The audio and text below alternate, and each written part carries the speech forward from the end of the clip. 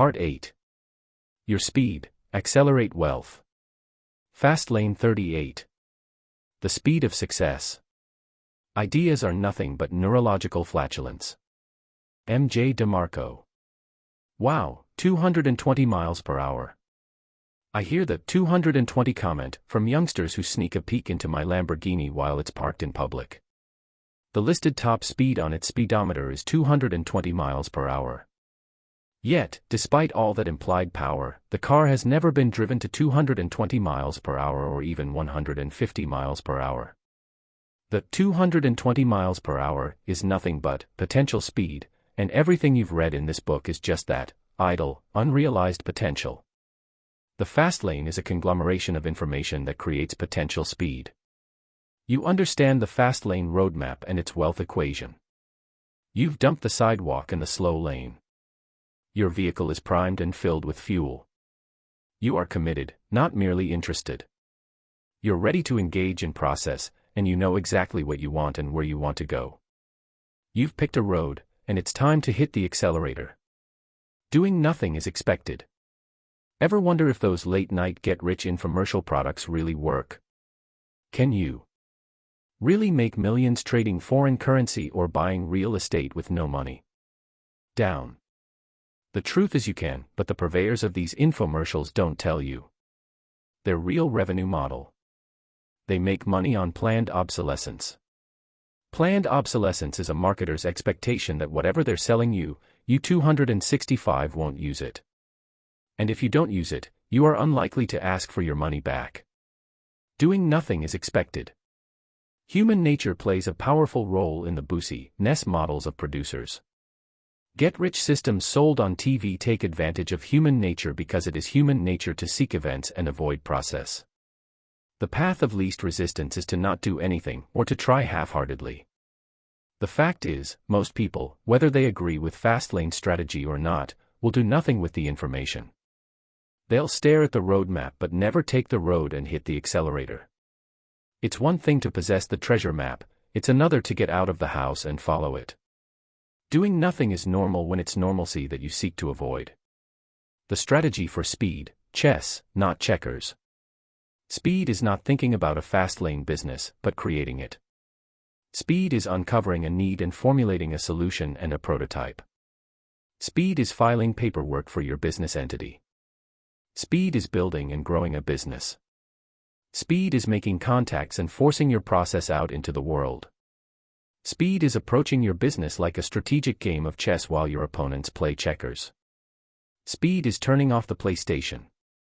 Chess is a complex game with complex maneuvers, and your business must be run similarly. Unfortunately, most business owners approach business one-dimensionally, like a game of checkers, and doing so puts the owner into a winless game. Checkers is one-dimensional because all the pieces move identically, while chess is multi-dimensional because each piece moves differently with different roles. The business owner who plays checkers has one offensive and defensive play in the playbook: price. Raise prices, lower prices, cut costs, cheaper suppliers. Oh Lord, how can I be the cheapest so everyone buys from me? This one-dimensional attack throws entrepreneurs into cyclical bidding wars, marginalizing their offers with one goal in mind: to be the cheapest. In the limo industry, price wars dominated because owners commoditized their brands to a one-dimensional attack: if my offer is the cheapest, I will book more business. Your success requires a shift from this one-dimensional approach to a multi-dimensional attack. Put the checkers away and play chess, where each chess piece represents a specific function within your business. How you play each function will determine if you build fast lane speed or drift aimlessly. Those pieces are: the king, your execution; the queen, your marketing; the bishop, your customer service; the knight, your product; the rook, your people; the pawn, your ideas. While it isn't within the scope of the book to dissect every nuance of each, I will 267 highlight the crucial momentum-building elements that explode speed. You've got a system to build. Execution is king. Ideas are pawns. Potential speed is a loose idea that needs an executioner. When a youngster sees 220 miles per hour on a speedometer, they see an idea and a possibility.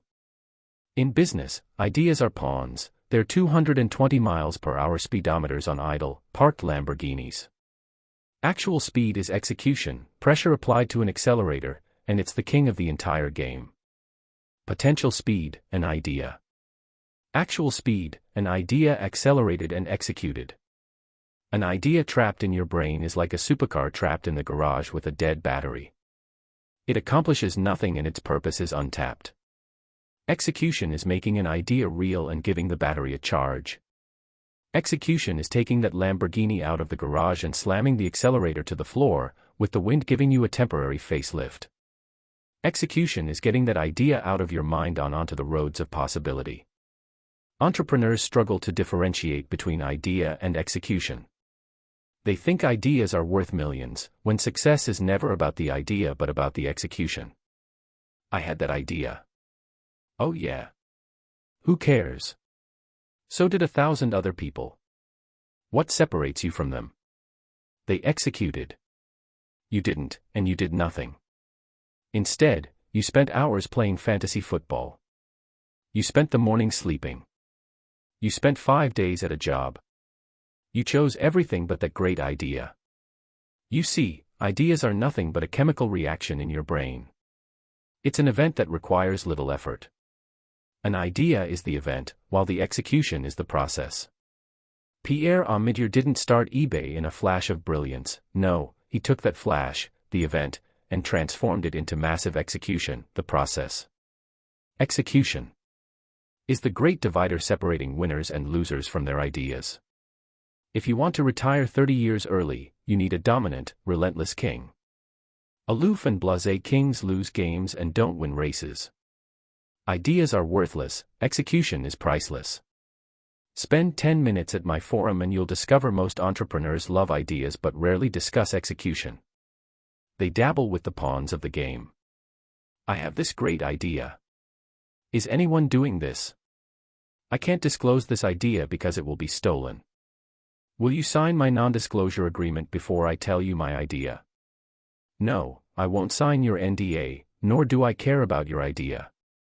In the world of wealth, ideas are worthless yet treated like gold. I love how idea conjurers protect their ideas with great stewardship, careful to ensure they don't get into the hands of would-be thieves, not knowing that their ideas are already shared by hundreds of others. The owner of an idea is not he who imagines it, but he who executes it. According to entrepreneur Derek Sivers, Sivers.org, ideas are just multipliers while execution represents actual money. Within our Fastlane chess game, ideas, pawns, are potential speed, while execution, the king, is the pressure applied to the accelerator. This relationship demonstrates how the coupling of a great idea, potential speed/strong pawns, is worthless when attached to weak execution, no acceleration pressure/weak king. The pawn, idea, potential top speed. Awful idea equals 1 mile per hour, weak idea equals 5 miles per hour, SOSO idea equals 35 miles per hour, good idea equals 65 miles per hour, great idea equals 100 miles per hour, brilliant idea equals 200 miles per hour. The king, execution, accelerator pressure. No execution equals $1. Weak execution equals $1,000. SOSO execution equals $10,000. Good execution equals $100,000. Great execution equals $1 million. Brilliant execution equals $10 million. If you notice, a brilliant idea and no execution are worth all of $200. Awesome potential speed, idea, is married to weak accelerator pressure, execution. Yet a SOSO idea with brilliant execution could be worth $350 million. You see, it isn't about your ideas and their potential speed, but about your execution. When I started my web business, several other companies already had established websites. Instead of reasoning, someone is already doing it, I executed better and became the leader in my industry. Was my idea spectacular? No. It was an okay idea, but I executed better than the competition. After my revenue model became successful and copied unmercifully, did my business decline and fail? No, because the idea wasn't the linchpin to success, it was execution. Competitors who copied my idea didn't possess a powerful king to the wealth game, and that 269 is execution. Chess isn't won by stealing pawns. How did MySpace and Facebook become two of the most popular social networks when they weren't the owners of the original idea? Execution. Execution is taking the neurological flatulence that is an idea and making it smell like a rose. Seriously, think about what I've been saying throughout this whole book. Why is execution so difficult, while ideas are so routine? Once again, we return to our wealth dichotomy, event versus process. Execution takes process, effort, sacrifice, discipline, and persistence. Ideas are just events. If you need to travel 6 million miles and you move at 15 miles per hour, you will get there in 45 years. This represents the slow lane. If you move at 95 miles per hour, you get there in 7 years. This is the fast lane. The business of speed is execution. The speed of the fast lane is growing a business exponentially and taking advantage of exploding net income and asset value. Chapter Summary: Fast Lane Distinctions. Speed is the transformation of ideas to execution. Most people let powerful information expire and become worthless. Successful fast lane businesses are run multidimensionally, like a game of chess. One-dimensional businesses focus on price only. Execution divides winners and losers from their ideas. In business, execution is process. Ideas are events. Ideas are potential speed. Execution is actual speed. Others share your blockbuster idea. He who thinks the idea owns nothing. He who executes the idea owns everything. Real money and momentum is created when an idea, potential speed, is matched with execution, accelerator pressure. An idea is neurological flatulence. Execution makes it smell like a rose. Fastlane 39. Burn the business plan, ignite execution. Having the world's best idea will do you no good unless you act on it. People who want milk shouldn't sit on a stool in the middle of the field in hopes that a cow will back up to them. Curtis Grant. The world reacts how it reacts. The world reacts how it reacts. If you think 1 + 1 is equal to 2 and the world tells you it's 3, you have to let it be, despite what your preconception tells you. When it comes to your ideas, your plans, and your business, you never know what works until you put it out to the world. In business, I call this putting it out into the box. Anytime I launched a new service or feature at my website, it was an experiment to see how the world reacted. And with each experiment, I'd be surprised. This new site design is going to be a blockbuster. And then, wham, hundreds of emails pour in from disgruntled visitors who want to string you up on an oak tree and castrate you. The ultimate judge and jury of ideas is the world and the marketplaces that serve them. If the world likes your offer, they vote by giving you their time, their thoughts, or their money. If they don't like your offer, they withhold their money and look elsewhere. And the really pissed off ones, they email you or write a blog post labeling you an idiot. The tribe has spoken. My website needed a redesign, and I spent 6 weeks creating a new look. I was excited, and the world was going to love this design. It was clean, user-friendly, and showcased my design prowess. And then I launched it. And the world hated 271 it. Complaints poured in. My site's bounce rate, people who visit one page and immediately leave, skyrocketed. My conversion rate plummeted to virtually nothing. I went from 1,200 leads per day to barely 500. The tribe had spoken. Despite my investment in that redesign, I immediately reverted back to the old version and trashed 6 weeks of work. My golden child was a golden failure. The world heralded a sign, I read it, and then reacted. You see, the world tells you which direction you should be going at all times. Heed the signs. How do you get the world to tell you? Put your executed ideas and concepts out into the world and let it tell you. Paint the world with your brush of genius so they can tell you how right or wrong you are. Put your executed ideas out into the box. Dead college professors roll over. The world doesn't care about ideas, it only reacts to them. This simple fact pokes a hole in one of the sturdiest institutions of business practice, business plans. Academia will be outraged at the atrocity. Be prepared for the ultimate business sacrilege. Business plans are useless. Yes, I said it. Business plans are useless because they're ideas jacked up on steroids. Unless you count a barbecue-stained Hooters napkin, I never had a business plan. In fact, the best business plans are ad hoc scribbles on napkins, old Arby's bags, Baby Ruth wrappers, and voice memos on your iPhone. The problem with business plans is that they are another manifestation of potential speed. Like supercharged garage queens, they aren't any more powerful than the lawnmowers that sit next to them. Business plans are useless until they are married to execution. And guess what happens then? The moment you execute, the world will tell you just what I told you: your business plan is useless. The market, the world, will steer your business in unimaginable places that will violate everything about your business plan. If you interview any entrepreneur who has been in business longer than 5 years, they'll tell you that they started off with intention A and ended up at intention B. They sell product X and ultimately end up selling product Y. The world tells you where you should be going, and no, the world doesn't give 2 pence about your 150-page PowerPoint business plan. Facebook started as a college crowd social network. It morphed from a niche site into a mass-market social network that serves every generation. I started my website as a directory, and it transformed into a lead generation portal. The world has the incorrigible power to corrupt business plans the moment the idea is transformed to reality.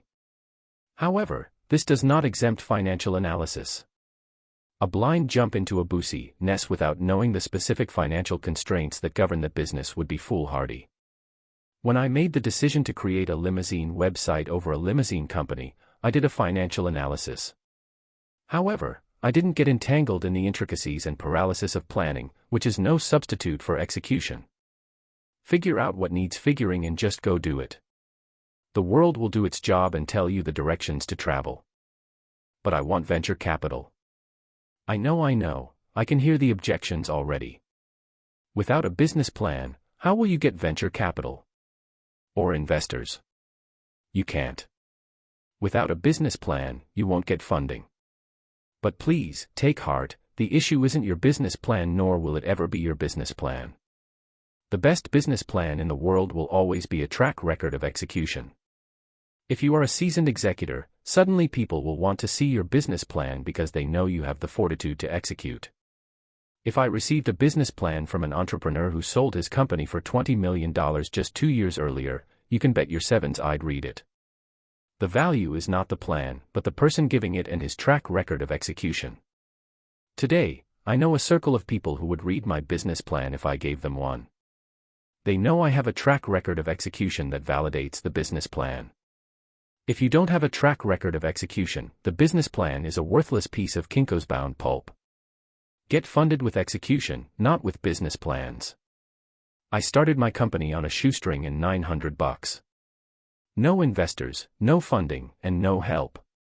The fact is, had I wasted 150 hours on a 95-page business plan, no one would have read it because I was unseasoned. I had no money, no track record, no races entered, no finishes, and no races won. However, as I built and grew my business, something miraculous happened. As my ideas crystallized into tangible assets that could be consumed by the world, suddenly I became the approachable asset. Venture capitalists and angel investors called me, I didn't call them. Suddenly, people wanted to see my business plan. Why the sudden change of heart? Wasn't I the same guy just years earlier? Sure, but instead of an idea on paper, I had a tangible concept that reflected execution. A common question on the Fastlane forum is, how can I find investors for my idea? It doesn't matter if the idea is an invention or a great new website, my answer is never what these people want to hear. If you want investors, get out and execute. Create a prototype. Create a brand. Create a track record that others can see or touch. Dive into process. When you have a physical manifestation of an idea, investors will open their wallets. Heck, be good enough and they will be fighting to give you money. You see, when you have nothing except 120 pages of text, charts, and graphs, that shows organizational skills, not execution. Angels to private equity never invest in business plans, they invest in people with track records of execution. That 273 is your best business plan. So if you really want to get funding for your business, get out and make your idea tangible. Give investors something they can see, touch, and feel. Give investors a glimpse of your execution, because that is what creates speed on the fast lane. Chapter Summary: Fast Lane Distinctions. The world gives clues to the direction you should be moving. Business plans are useless because they are ideas on steroids. As soon as the world interacts with your ideas, your business plan is invalidated. The marketplace will steer you into directions that were previously unplanned for. The best business plan in the world is a track record of execution. It legitimizes the business plan. If you have a track record of execution, suddenly people will want to see your business plan. If you want your business to get funded, take action and create something that reflects tangible execution. Investors are more likely to invest in something tangible and real, not ideas dissected ad nauseam on paper. Fastlane 40. Pedestrians will make you rich. If you do build a great experience, customers tell each other about that. Word of mouth is very powerful. Jeff Bezos. The bishop in your chess match. When life is tough, we seek the counsel of priests, rabbis, or pastors. They are the go-to guys of life's problems. Yet when it comes to your business, who is your go-to guy? Who is on the front line with your customers? The bishop in business's chess match is your customer service, and how you treat the people who buy your product or service. The objective of customer service in any business should serve one function, similar to our men of the cloth, and that is to help, support, and resolve. My internal roadmap, my black book. The Fastlane roadmap was my compass for wealth, but I also had an internal road map, and no, it wasn't my business plan. It was my little black book. Nope, my black book wasn't a treasure trove of telephone numbers from female hotties but a written record of all complaints, grievances, and issues my business experienced daily. This book has served as my guide for over a decade. When business owners hear a complaint, most of them ignore it. Most of them pass the buck to an employee and pray the issue goes away. Not in the 274 fast lane. Complaints are a beautiful thing. They represent free feedback and expose unmet needs in your business. They represent the journey's road noise. I logged my customers' complaints because they provided a kaleidoscope into the mind of my customers. One complaint meant there were 10 others who felt the 275 same way. When my black book accumulated similar complaints weekly, I had to evaluate the issue and take corrective action. Complaints are the world's whispers hinting the direction you should be moving. The 4 types of road noise, complaints. When the world unleashes its opinion on your new website, product, or concept, what should you expect? What should be addressed and what should be ignored? There are 4 types of complaints. 1. Complaints of change. 2. Complaints of expectation. 3. Complaints of void. And 4. Complaints of fraud. Complaints of change. Take anything that people love, change it, and you'll have a riot at the steps of your business. Remember when Coke changed its formula? Oh heavens! How dare they? Remember when Fox canceled the feel-good family drama Party of 5? Dear God! The world hates change, and it's a natural human behavior to resist change. Change endangers comfort, expectancy, and security. When I redesigned my website and hundreds of complaints poured in, I expected a certain degree of resistance. It's normal. In fact, every redesign I've ever done in 10+ years was met with resistance. The question for critique was, how much was normal? And how much was legitimate? Complaints of change are the least informative and therefore are the ones most difficult to decipher. For my redesign failure, data confirmed that the complaints were substantial. Bounce rates tripled and my conversion ratio suffered. I had to suck up the failure, revert back, and start over. When you change, there will be complaints. Guaranteed. And yes, not all of them are actionable simply because human psychology is in play, not the integrity of your work. Complaints of expectation. Complaints of expectation occur when you negatively violate the expectation of your customer.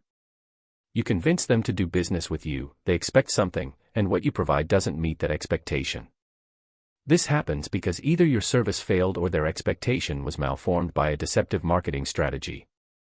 Regardless of which, both expose a problem. And it's your problem, not the customer's. You either need to do a better job in fulfillment or a better job in managing their expectations. Your service sucks. I heard that complaint hundreds of times, and yet my company not only survived, it thrived. If my service sucked and I was being told it sucked, how did my business succeed? I dug into the claims. Advertisers who complained, "Your service sucks," didn't use my service as intended. Their expectations were malformed. I owned a lead generation service that sent email leads to clients. The thing about leads is they must be followed. You don't book leads after they sit in your email box for 3 weeks and then answer them like a first grader. You don't book leads when you log into your account once every millennium. Yes, indeed, my service sucks when it isn't used properly. Instead of targeting my customer, I sought to better manage expectations. I made it abundantly clear that leads are only as good as the person following them. Unfollowed leads go unbooked. Also, because most of my customers weren't communicatively savvy, I launched educational campaigns to ensure professional responses. If I couldn't manage the complaints, I could manage the expectations. I knew if my customers were making money, they'd keep paying me. When you order sea bass at a restaurant and it's served raw, your expectation of a well-cooked meal is violated. You complain. Yet, for the owner there is a bigger problem: why was it raw? Is the chef incompetent? Does the kitchen process need a retooling? Complaints of expectation expose operational issues, marketing misinformation, and/or product problems. If you hire a home remodeler who advertises guaranteed bathroom remodels in 2 weeks, and the job takes 2 months, your expectations are violated, and either the marketing campaign needs to reflect that truth, or the operation needs to be retooled to fit the expectation.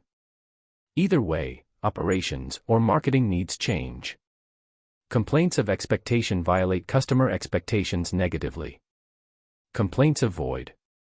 Complaints of void are when your customer continually requests something and you simply don't have it. Complaints of void are extremely valuable, as they expose unmet needs. Early in my lead generation days, one of the most common complaints I received from limousine service providers was, "I don't do weddings." Customers would request limousines for weddings and some providers didn't offer wedding service. Likewise, many providers didn't do airport transfers. The complaints piled in and a pattern emerged. I added a website feature that allowed providers to specify the type of services they offered. Problem solved. By fixing the issue, I raised the value of my leads. Higher value equals greater magnitude, higher profits, and growing asset values. Complaints of void are gold mines of opportunity. People freely tell you exactly what they want and you don't have to pay for it. Unmet needs are served up on a silver platter. Complaints of fraud. In March 2005, a woman entered a Wendy's restaurant and claimed that a dismembered human finger was in her bowl of chili. Her intent was not only to complain but also to sue. Fortunately, the fraudulent complaint was thwarted after the woman's litigious past was exposed. The following month, Las Vegas police arrested the woman for grand larceny. At the bottom of the barrel are fraudulent complaints. Ask any business owner and they'll confirm fraudulent complaints are the most disheartening because they reflect the worst of society, illegitimate complaints designed to exploit the business owner. I had to deal with fraudulent complaints almost weekly. A customer typos a price and some idiot thinks that they are entitled to a limo for $5 an hour versus the $50 per hour. You owe me or I will contact my attorney and sue. Yes, I'm sure you have an attorney. Good luck with that, champ. You're going to pay a lawyer $250 an hour to fight over a typographical error amounting to $45. Do you know what kind of idiot you sound like? Unfortunately, when you deal with millions of customers, you will encounter hundreds of sidewalkers determined to get theirs. Yes, it can make you cynical because complainers intending to exploit are low-class frauds. When you drop a fly in your soup hoping to get a free meal, sorry, you're a crook. How do you deal with exploitive complainers? You respond once with grace, explain your position, and move on. Pick your battles. Bill Cosby once said, "I don't know the key to success, but the key to failure is trying to please everybody." I started my business with an overzealous passion to keep everyone happy. That soon proved to be insanity. Complaints need to be managed with a balance, which is why I kept records. I wanted to identify patterns that would enhance the value of my service. I knew better products produce better customers, and better customers pay well. Nowadays it's easy to follow the complaints for your business. Twitter.com offers owners the ability to keep track of what customers say. Google Alerts can notify you when a website mentions your company name. Keeping track of the feedback is getting easier, but deciphering the noise is getting more difficult. I don't want to pay for your service. Some complaints need to be ignored. If you try to make everyone happy, you'll drive yourself nuts. Pick your battles. Solve complaints that add the most value while helping the most. As a business owner, you must remember that, while you don't have a boss, the person who pays your mortgage is your customer, and they always should be heard, but sometimes ignored. Use sucks to your advantage. No need to sugarcoat it. Customer service in the modern age sucks. We have become so swamped by poor customer experiences from the businesses in our life that we now accept crappy customer service as a standard of expectation. Have you ever called a computer manufacturer for support? Or called your big national bank? Or called your health insurance provider? Sucks. Sucks. And double sucks. Customer service today has become a lost art. Our expectation of service with businesses has become so pathetic that we've become numb to expect nothing but disinterest. Down the block from my home, there is a strip mall with a corner restaurant that changes ownership every 6 months. Since I've lived in the neighborhood, 4 restaurants have opened and 4 have closed. While I can't comment on the first 3 failures, and I can on the last. When I dined at the latest incarnation of the restaurant, the food was decent but the service was deplorable. Drinks went unfilled. The silverware was dingy. The waitress was arrogant, as if our patronage was an inconvenience. After leaving, I thought, that place ain't gonna last, and sure enough, a few months later the sign went up, "For lease." While bad customer service is frustrating while playing our consumer role, it gives us entrepreneurs a great opportunity. Where customer service lacks unearths great opportunity. You see, the beauty of expectation is that it works in reverse. While complaints of expectation are about the violation of expectations negatively, customer service that sucks is about violating expectations positively. Exchange sucks for sucks. You can explode your business into the stratosphere by deploying a customer service strategy that exceeds expectations. I call it SUCS, or Superior Unexpected Customer Service. We all expect a certain level of suckage when it comes to customer service. This is an advantage for fastlaners. For example, if I discover a $10,000 fraudulent withdrawal on my bank statement, my first instinct is to freak out. My second instinct is to call the bank to resolve the problem. At that point, my brain immediately creates a smorgasbord of expectations for the bank call. Here is my expectation profile, or what I expect. I expect to hear a recorded message or an automated attendant. I expect to press a never-ending menu of buttons, press 1 for this, press 2 for that, press 3 for something else. I expect to be shuttled from one person to the next. Expect to speak with Zomio not fluent in English named Steve but sounding more like a Pradeep or Sanjay. These are my expectations. No doubt, my customer service expectation isn't that favorable. My bank, and hundreds of other banks like it, gets away with crappy service because it is now our expectation. However, let's flip the scenario on its rear. What if I call the bank and instead of the voicemail rat maze, my call is immediately answered by an English-speaking person? No voicemail, no press 1, press 2, no automated attendant. I get a real person answering the phone, like 279 you answer your phone. After 5 minutes of speaking to the customer service rep, my problem is addressed and resolved, and heck, I wasn't even transferred to another agent. I'd be like, Holy Mother of God. Wow. This is a SUCS event, a superior unexpected customer service event. It is a transformation from customer service that naturally sucks to SUCS. You see, when you violate your client's customer service expectation profile positively, you turn your customers into loyal, repeat buyers, and ultimately, disciples of your business. Leverage free human resource systems. One passive income system is human resource systems, good old-fashioned people. Except that employees aren't cheap, so human resource systems typically need management. Wouldn't it be great if you could deploy a human resource system for free? You can when you create disciples for your business. Customer service that SUCS, service that violates your customer's low expectation profile positively, turns customers into lifelong clients and disciples of your business. They provide a never-ending stream of free advertising. Word of mouth is a powerful advertising tool because it's free and reaps infinite return on investment, ROI. Your customer service strategy will influence your company's growth. Satisfaction implies expectations being met.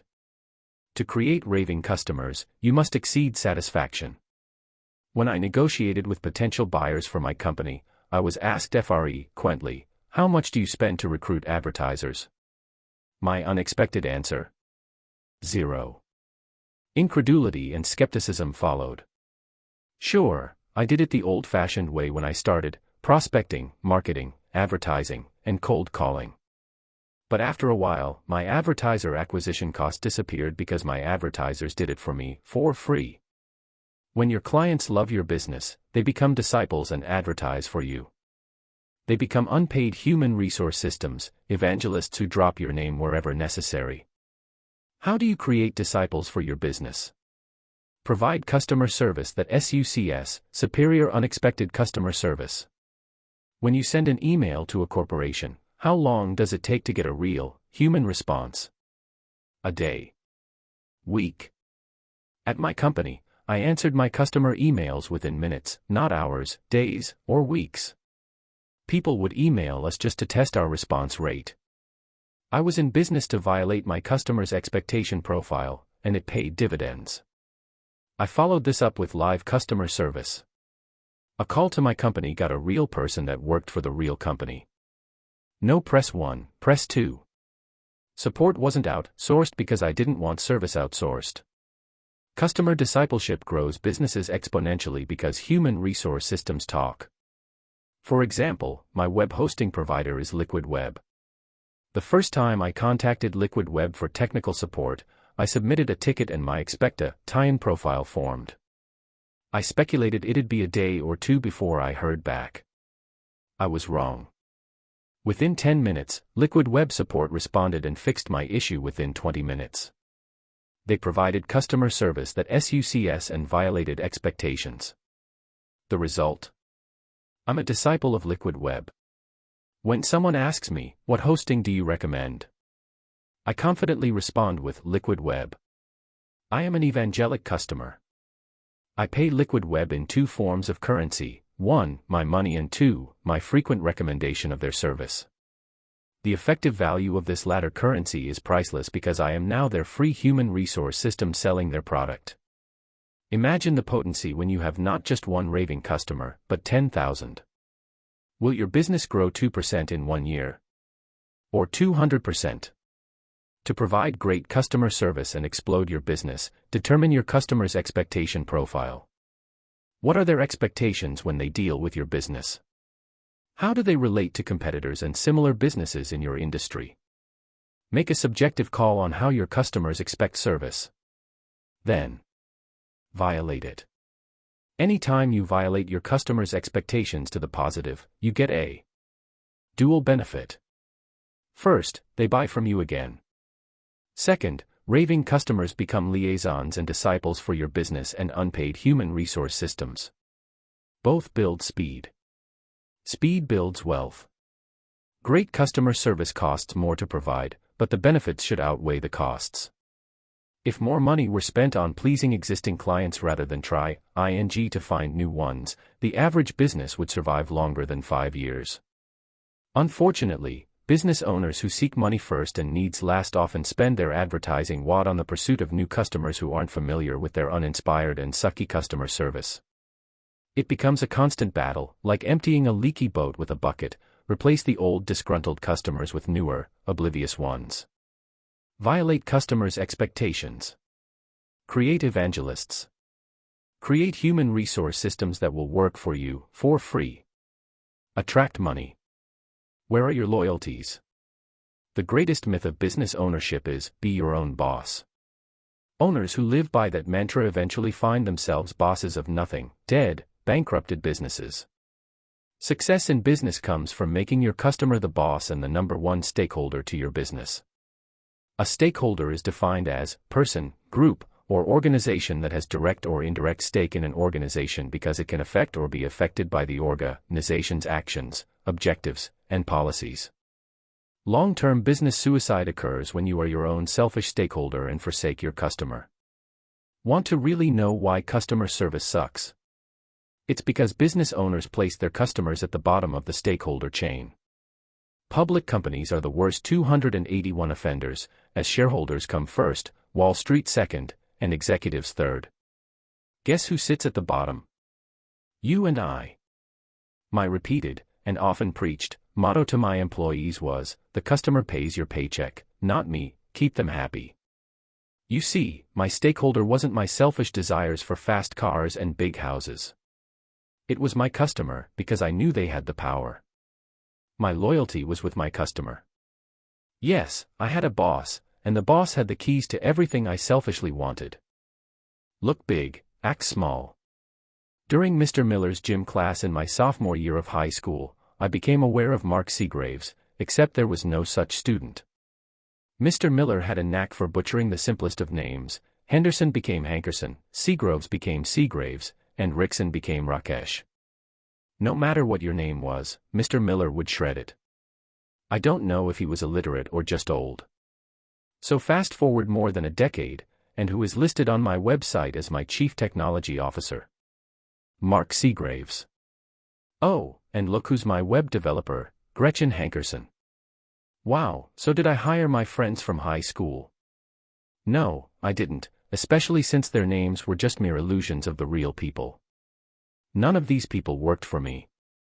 Yet if you visited my website's Contact or About Us page, they were listed as employees in high-profile positions, CTO, business development, or web producer. These people weren't employees, but it looked like my staff was big and growing. I admit that this started off as a harmless, inside joke with my employees, but I eventually realized it had a benefit. It was branding my product to look big. Dominating. Well-funded. Growing. Of course, I'm not sure if butchered names from a 1987 gym class serving as employee apparitions was ethical, but my purpose and intention was clear. I wanted to look big and act small. Setting up sucks. Big companies notoriously give poor service as a model of expectation. Meanwhile, small companies are known to give better service with a personal touch. My objective was to look like I had the power of a big company, yet give personal service as if I were a one-person operation. When you receive personal, exemplary service from a big company, you create a SUCS event and create loyal, evangelic customers. Anywhere customer service is expected to suck, you have a business opportunity. Looking big and acting small is a setup for SUCS events. The customer expects mediocre service from the start. This tactic works well for any company that operates without a physical presence. Obviously, you can't look big if you own a small retail store, but for those of us with internet companies, you can. The trap that snares many business owners is the extreme opposite. They look small and act big. Joe Blow Enterprises. Does this give you confidence that you are dealing with a strong, reputable company? This company name screams, this is a one-man show, and says nothing substantial or attractive. Sorry, Joe Blow Enterprises is a monumental fail. I'm sure the logo is non-existent, and, if there were one, it'd be bland, boring, or look like it was designed using some freeware paint program. This company's website is static, stale, and childlike. No, Comic Sans doesn't cut it for a professional image. This company sells to the world but doesn't have a toll-free number. Small. Small. Small. The problem compounds when their smallish business operates with biggish company actions. Call their business and you get a long maze of buttons to press only to land at the bottom of a voicemail dump. Send an email. Forget it. Most emails are ignored, and the ones read are answered weeks later. I'll get back to you never happens. Customer service issues aren't resolved in hours, but in weeks. If you insist on working 4 hours a week, your business won't grow because your selfishness is more important than growing a business meteorically. Look small and act big and you dig your own potholes. Beat competitors before they start. My other purpose for looking big was to beat my competition before they even started. When someone, or some company, wants to set up shop and compete with you, they investigate you first. They look at your website, see what you're doing and the prices you're charging, and decide if they want to invest money and time to enter the space. To the untrained entrepreneur, a big company will scare would-be entrepreneurs almost like it scared me away. Oh geez, how can I compete when they have 12 employees against little me? If an entrepreneur thinks they can't compete because you're too big and too well-funded, you've won before they've even started. They either engage half-heartedly or defer to another industry with duller competition. Look big, but act small. Chapter Summary: Fastlane Distinctions. Complaints are valuable insights into your customers' minds. Complaints of change are difficult to decipher and often require additional data to validate or invalidate. Complaints of expectation expose operational problems in either your business or in your marketing strategy. Complaints of void expose unmet needs, raise the value of your product or service, and expose new revenue opportunities. Great customer service is as simple as violating your customer's low expectation in the positive. Poor service gaps are Fastlane opportunities. 283. Satisfied customers can be human resource systems who promote your business for free. Satisfied customers have a dual residual effect: repeat business and new business via discipleship. Your customer and their satisfaction hold the key to everything you selfishly want. Looking big but acting small sets up customer service expectation violations. In the positive, looking big can scare away potential competitors. Fastlane 41. Throw hijackers to the curb. People are definitely a company's greatest asset. It doesn't make any difference whether the product is cars or cosmetics. A company is only as good as the people it keeps. Mary Kay Ash. Your castle is mismanaged. Your castle is your business. If you put crooks in the castle, expect trouble. Returning to our chess analogy, the rook, or the castle, represents the people you put in your business. This includes employees, partners and investors, and advisors. The business marriage, partners. A business partner is like being married. It either works fabulously or it ends in fiery divorce. 3 years ago, Jim and Mike were drinking beer at a bar and a legendary idea was born that compelled them to start a business together. Their only consideration for the union was their excitement. They agreed to do a 50-50 profit split and zealously began. Mike finds their first client, while Jim finds the second. Within a few months, their client base expands to 28, enough for both of them to draw a profit and quit their daytime jobs. After 2 years, Jim's time on the job and quality of work starts to soof. 284 fair. Not that Mike knows what Jim is doing every minute of the day, but he notices something that concerns him. For every 4 clients Mike brings to the company, Jim brings 1, and sometimes, none. He later learns that Jim read a book that advocates working 4 hours a week. And to make matters 285 worse, Jim's clients are not supported well and Mike has to take up the slack. Yet every Friday, like clockwork, Jim is there to get his 50-50ths cut. When Mike brings this to Jim's attention, Jim gets defensive, and scions mount. This confrontation only decreases Jim's productivity to where he sometimes doesn't have new clients for months. Mike tries to dissolve the partnership, and Jim resists. Why shouldn't he? He's collecting 50% profits off of Mike's efforts. Mike ultimately has to hire a lawyer and seek a legal remedy. A few years later, the partnership is dissolved and, along with it, Mike and Jim's friendship. Partnerships are marriages. After the love affair and the lust wears off, they must survive on character, synergy, and complementary attributes. My early entrepreneurial ventures were all partnerships, and all miserable failures. Not that my partners were bad people, but our work ethics, values, and visions were not compatible. I remember one partner had a normal 9-to-5 job and was active in intramural sports. The business was number 4 or 5 on his priority list. The other partner was out working 4 other businesses, including ours. That left my business and me, which was priority numero uno. Do you see an issue here? Search the Fastlane forum for partnership, and you'll find a garden of complaints about partnerships gone bad.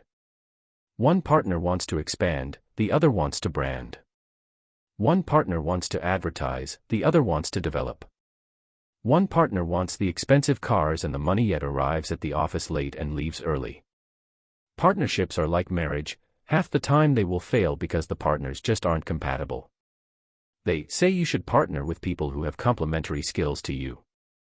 If I'm a marketing guy, I should partner with a technical guy. If you're a sales and people guy, you should partner with an analytical guy. While this is a great starting point to find a partner, it's like marrying the first person you date simply because they have big boobs or look like Brad Pitt. Many other personality characteristics will make or break a partnership. Do you have the same work ethic? Will your partner skate while you burn the midnight oil? Do you have the same vision? Or will they compete with each other? Do you want to grow slowly while your partner wants to own the world and do it fast? Do you want to sell franchises while your partner just wants one unit that pays the bills? Do you trust this person with your life? Do you have the same personality type? The fact is, people engage in partnerships for the wrong reasons. Like people start businesses under false premises, not need-oriented, they also form partnerships under a similar false premise, diversification. The partners don't seek synergy, they seek diversification of risk, expense, and workload. Often, each partner looks to the other for the burden to bear, and when one bears more, resentment builds. Partnerships can work, just like a lot of marriages work. Just make sure you know whom you're engaged to. A 2-week honeymoon with your college roommate might not be enough courtship to determine compatibility. Would you marry someone after 2 weeks of dating? Get A+As. I've had many verbal negotiations with investors, and when the 90-page legalese document arrived on my desk, what was said and what was written were two different things. We discussed an amortized note at 10% over 5 years, so why does it say 5% over 10? Who exposed the incongruity buried in an avalanche of legal jargon? Not me. It was my attorney. Then there was the time when a simple omission of a business expense can cost you thousands of dollars in taxes. Who knows that $38,000 interactive voice response system is depreciable when you think it's just some overpriced telephone system? An accountant. If I didn't have good team of A's, accountants and attorneys, I'd be poorer. And yes, these people aren't easy to find because they're like partners under contract, another group of individuals who have the keys to your castle. Don't be an idiot like me. Still green, I remember my first accountant, found right out of the yellow pages, not from referral, but blind hope. It didn't take long to see that she wasn't concerned with tax planning. No questions about my business or my concerns, just zeal to complete the forms and get it done. Additionally, most of her clients were slow laners who dabbled with W-2s and 401 Burmese chats rather than corporations. Great pick, MJ. I needed someone with a fast-lane business mindset, and I committed to finding one. After interviewing and investigating a half-dozen accountants, I found one whose clients were primarily business owners. Be very careful with whom you trust with the keys to your castle because they can drive you to financial ruin. Remember Nicolas Cage? His manager allegedly drove him to the precipice of financial ruin. Investigate and interview. Get referrals from successful, established entrepreneurs. Treat your 2As like you would any partner, because they have unfettered access to your castle, and those with the keys have the potential to steer you wrong. Would you like a chainsaw with your beer? When you blindly trust others to anything, business, financial investments, security, you're vulnerable to being conned. There's an old beer commercial in which a couple is driving down a dark 287 country road and they spot a hitchhiker with a case of beer and a live chainsaw. The driver wants to pick up the hitchhiker because he advertises something he wants, the beer, but is blind to the chainsaw. Blind trust can be like picking up a hitchhiker on a dark deserted road hoping to tap into his case of beer, but not seeing the torture device behind his back. You must make your trust an asset to be earned by others. Let actions speak louder than words. When you allow words to disarm your trust or BS meter, you become vulnerable to attack. When you pick up hitchhikers and salivate at their case of beer, you might be blinded to their chainsaw. One of the worst employees I ever hired was a pathological liar who stole from me. Why on earth did I hire her? She disarmed me with words. During the interview process she told me that she sang in the church choir and was a religious woman. While I didn't ask anything pertaining to religion, she assumed that I assigned honesty to religion.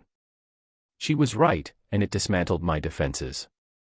I hired her without verification and it took me several years to uncover the truth. Verify first, trust later. Former President Ronald Reagan once said, "Trust, but verify." When I hired the liar, I trusted but didn't verify. It took several robberies, video cameras, and public record searches to uncover the truth.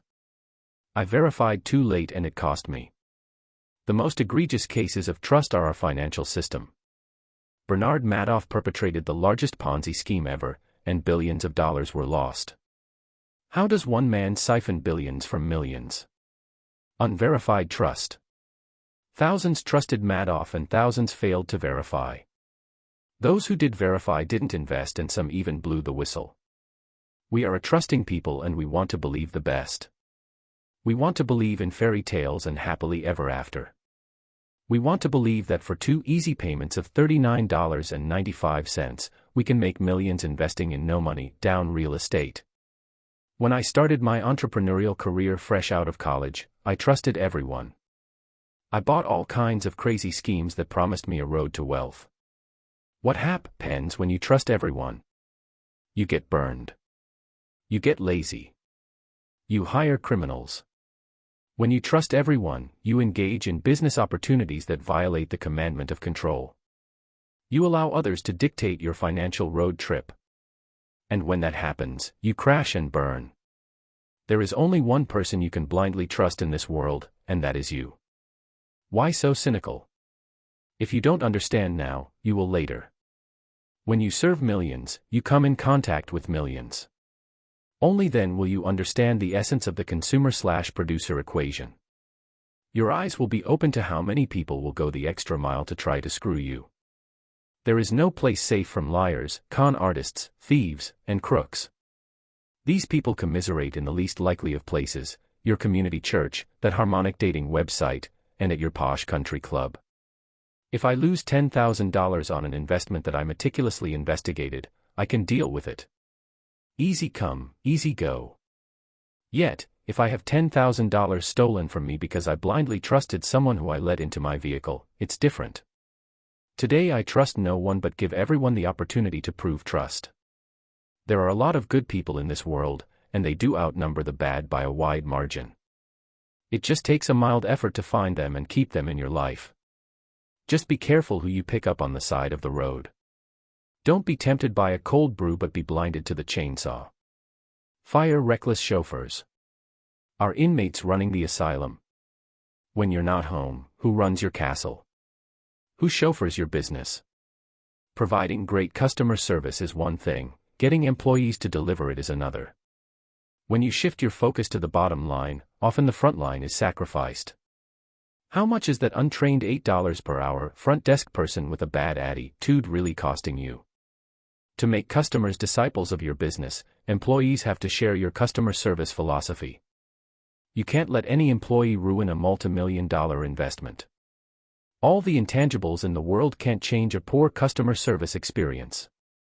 After a 9-day stay in Las Vegas, I learned how robotic service is the ultimate of business liabilities, regardless of poshness. Most people vacation in Vegas to escape from coworkers, incompetent employees, dirty houses, traffic, and your typical menagerie of life's dramas. Vegas is supposed to be an escape. Compliments of my friend's company, which was participating in a convention. My Vegas stay started at the Rio Hotel. I had never stayed at the Rio and normally wouldn't consider this hotel. The hotel was somewhat hoary and dated, the bed was stiff and the accommodations worn. Nonetheless, I found the staff very nice. The dealers were friendly and the casino staff was accommodating to our minor requests.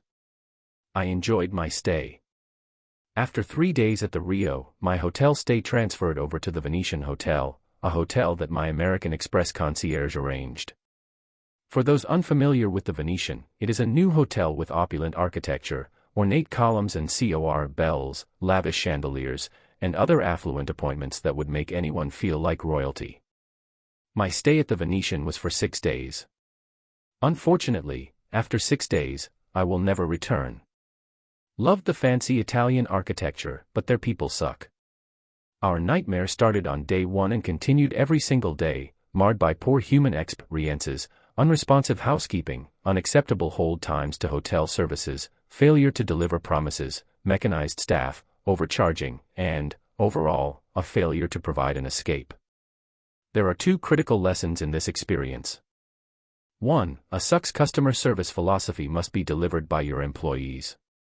289. 2. Spectacular product features can't overcome poor service. First, employees must deliver your customer service philosophy. Your people are ambassadors of your business and they communicate your vision. Essentially, they're business chauffeurs, and if they're reckless, your vision is destroyed. Your employees drive the public's perception of your company. Was it the Venetian's policy to treat me with such disrespect and disinterest? Doubtful. The failure was in the communication lines from management to employee. Not just one employee, but several. You can't be driving the ship all day. Your employees carry the water buckets, and if they aren't ordained in service, they hijack business and create liabilities. Customer service philosophy is irrelevant if employees don't translate that philosophy into frontline action. The second lesson is this: no amount of spectacular product features, such as great technology, snazzy websites, or great architecture, lavishly appointed hotels, can compensate for poor customer service. Despite the Venetian's billion-dollar appearance, the marble floors and the ornate columns, their customer service sucked. Yet, at the Rio Hotel, customer service was excellent, which translated into a great experience, despite the hotel's dated building. This incongruity represents a one-way street. Fanatical customer service, service that sucks, can help compensate for shortcomings, but fanatical features cannot compensate for poor customer service, or poor human interaction. The Venetian's floor could have been made of solid gold. It wouldn't have mattered. Nothing overcomes poor human experiences. You could own the best hotel in the world located on the best beach in California, but if customers are treated like inconveniences and requests go unfulfilled, they won't return. Exponential business growth is fueled by fanatical customer service, and your frontline employees must share your vision. It doesn't come from boastful mission statements plastered on the CEO's office wall. Chapter Summary: Fastlane Distinctions. A business partnership is as important as a marriage. A good accountant and attorney will save you thousands, perhaps millions. Accountants and attorneys have the keys to your castle. Make sure you trust them fully because they have the power to right or wrong you. Unmitigated trust exposes you to unmitigated risk. Unverified trust can lead to uncontrollable consequences. Your employees communicate the public's perception of your company. Fanatical customer service can overcome shortcomings, but fanatical features can't overcome poor customer service. Customer service philosophy is delivered from human interactions, not ambitious mission statements on a wall plaque in the CEO's office. Fastlane 42. Be someone's savior. A market is never saturated with a good product, but it is very quickly saturated with a bad one. Henry Ford. Your knight in shining armor. Is your product or service the knight in shining armor for someone? Is it going to save the day? Or is your knight cut from the fabric of selfishness, fueled by your hopes that it will gallop in on a black stallion and make you rich while simultaneously allowing you to be your own boss? The crowded world of Me Too. Me Too businesses make Me Too incomes. It isn't hard to find businesses founded on something other than a need. They have no differentiation or uniqueness, and they sink into a crowded abyss of Me Too and make their owners crazy once the illusion of "be your own boss" fades. Businesses founded on false premises will rocket to the bin of commoditization and force you to do the inevitable, to play checkers. What is commoditization? Commoditization is a product or service that appears homogeneous among providers. For example, a service that has been heavily commoditized is air travel. Most people aren't loyal to any particular airline, they're loyal to the company with the best price. The product becomes commoditized. Another example is gas. I get gas at any of 7 different gas stations because the product is commoditized. People tend to make buying decisions for commoditized goods and services based on one metric: price. If you don't, it's because the business has done a good job differentiating its product from the alternatives. If your product doesn't stand out in the crowd, it doesn't stand a chance and you're forced into the strategy of 291, cutting prices to stand out from the crowd. Get in business for the right reason. Why are you in business? Most likely for the wrong reason. A perfect example is the limo industry, where new companies recirculate like turnstiles at the train station. What compels someone to open a limousine business? Rarely because of need. Nope, people get into the business because they are fulfilling their own selfish need, because they just want to, just like I wanted to years ago. In fact, the limo business appears to be some sort of graduation from taxi driver. Did the market need a new limousine company? Was their intent to deliver a superior product that stands above the competition? Nope. The intent was selfish: I want to own a limo company, so I'm going to start one. This creates excess supply and weak demand, too many limos running around and not enough customers. When supply exceeds demand, prices must drop. Suddenly, the product becomes commoditized. Your total disregard toward market needs leads down the road to commoditization, where you must sell your soul to the buyer who wants the cheapest price. Where does this insanity start? People start businesses they have no business starting. People start businesses doing what they love or doing what they know. A gentleman who owns a carpet cleaning business posted a similar story at the Fastlane forum. He wrote, "The problem is that although I provide incredible value for what I do, it is based on something that people don't want to buy. People will avoid cleaning their carpets for as long as is physically possible. So in reality, I'm providing something that is of little value. Thus, I can conclude that I need to change my business premise. So what values do I change my business premise to target? What do people value today? I think I'm in a business that is based on a bad business premise. I feel bad for this man. Why is he in the carpet cleaning business? Because there was a need? Or because he needed a job and wanted his own business? Regardless of the reason, he operates in an industry where the service is commoditized. Business owners fight over every customer while they earn fewer and fewer dollars for each. If he wants to grow, he has to cut his price. My response was that you can't change your business premise because you are already in the business. The right business premise would have steered you clear of the industry or got you in the industry to attack an unfilled need. When hundreds of people get into a business solely because they know how or want to, and it is not based on need, you get put into the position you are in, price wars haggling over a few dollars. There is limited need, limited demand, and too many providers, supply. The point of having a need-based premise is to avoid the industry entirely, or to get in it to solve a specific problem, not to change it after the fact. If your product isn't someone's knight, standing out from the crowd and differentiating, it stands to be commoditized.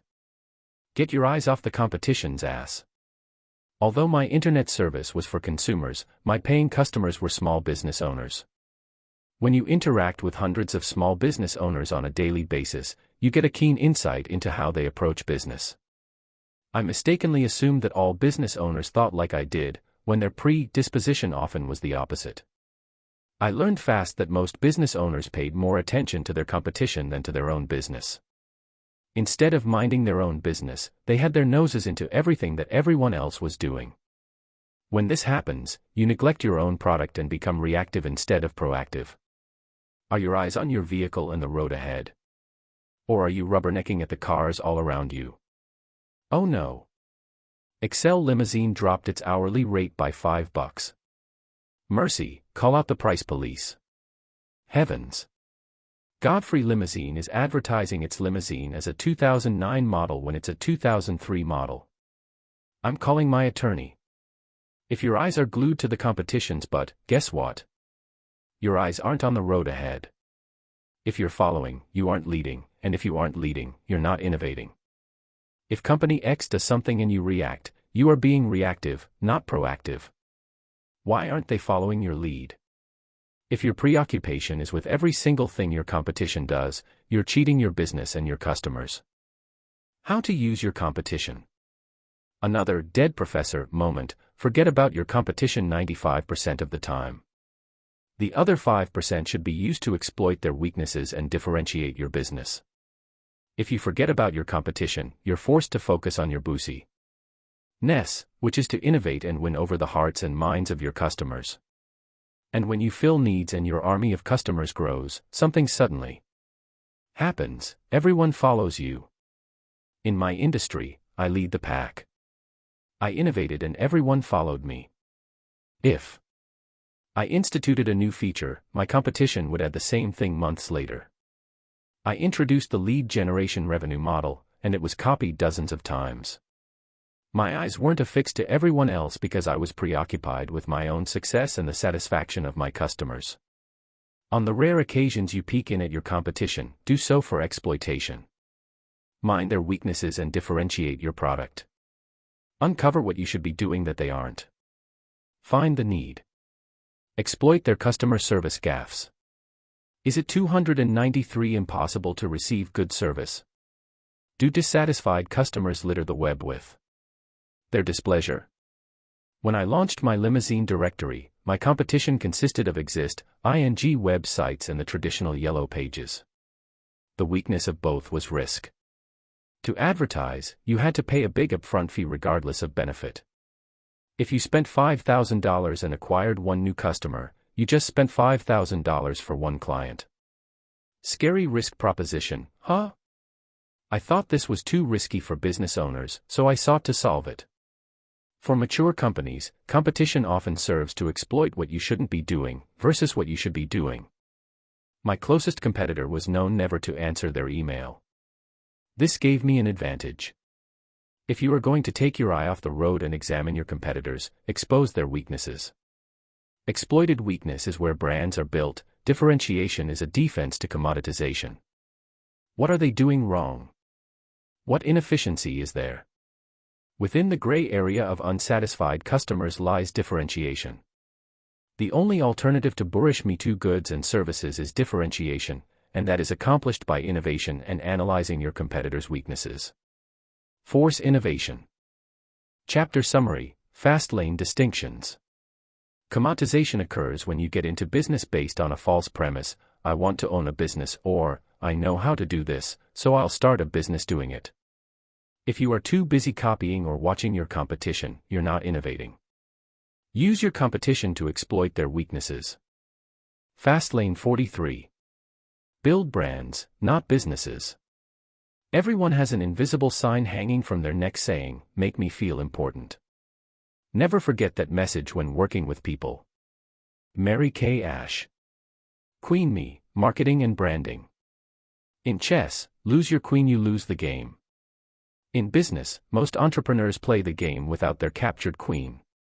Have you ever bought a product from television, and when you used it, it sucked and didn't perform as advertised? Then, in dissatisfaction, you tried to return it and got the runaround from a guy who sounded like he had a double-digit IQ. That is the power of marketing: bad people, bad service, and bad product, but awesome marketing. If you have an okay product, a weak night, poor customer service, drunk bishops, and incompetent people, a castle full of idiots, you can survive with a powerful queen. The queen is the most powerful piece in chess, and it is also in business. Marketing can convince people to buy mediocre products. Marketing can hide or disguise service flaws. Marketing can shadow incompetence, and marketing can keep convicted felons disparate from their product. The power of marketing is that a powerful ad campaign can move products, regardless of the cockroaches hiding underneath. Marketing is a game of perceptions, and whatever the perception is, that's the reality. Build a brand, not a business. Businesses survive. Brands thrive. A brand is the best defense to commoditization. When your business is in business just to make money and pay the bills for the month, you're playing checkers and being one-dimensional. People are loyal 295 to brands and relationships, not corporations or businesses. I love Coke and I hate Pepsi. I'm loyal to Coke, and I don't care if Pepsi suddenly becomes $1 cheaper, I'll always buy Coke. Coke has built a brand, and the power of that brand is a firm loyalty that is difficult to sever. Is Coke objectively better than Pepsi? I don't know or care. When you think about the automobile Volvo, what do you think of?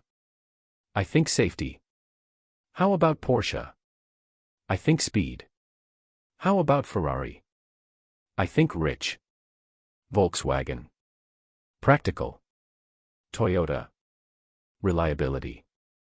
Yet, when someone mentions Chevrolet, nothing clear comes to mind other than looming bankruptcy, union squabbles, and unpredictable reliability.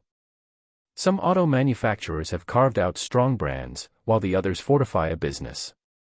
Our friend with the carpet cleaning business also has a business and not a brand.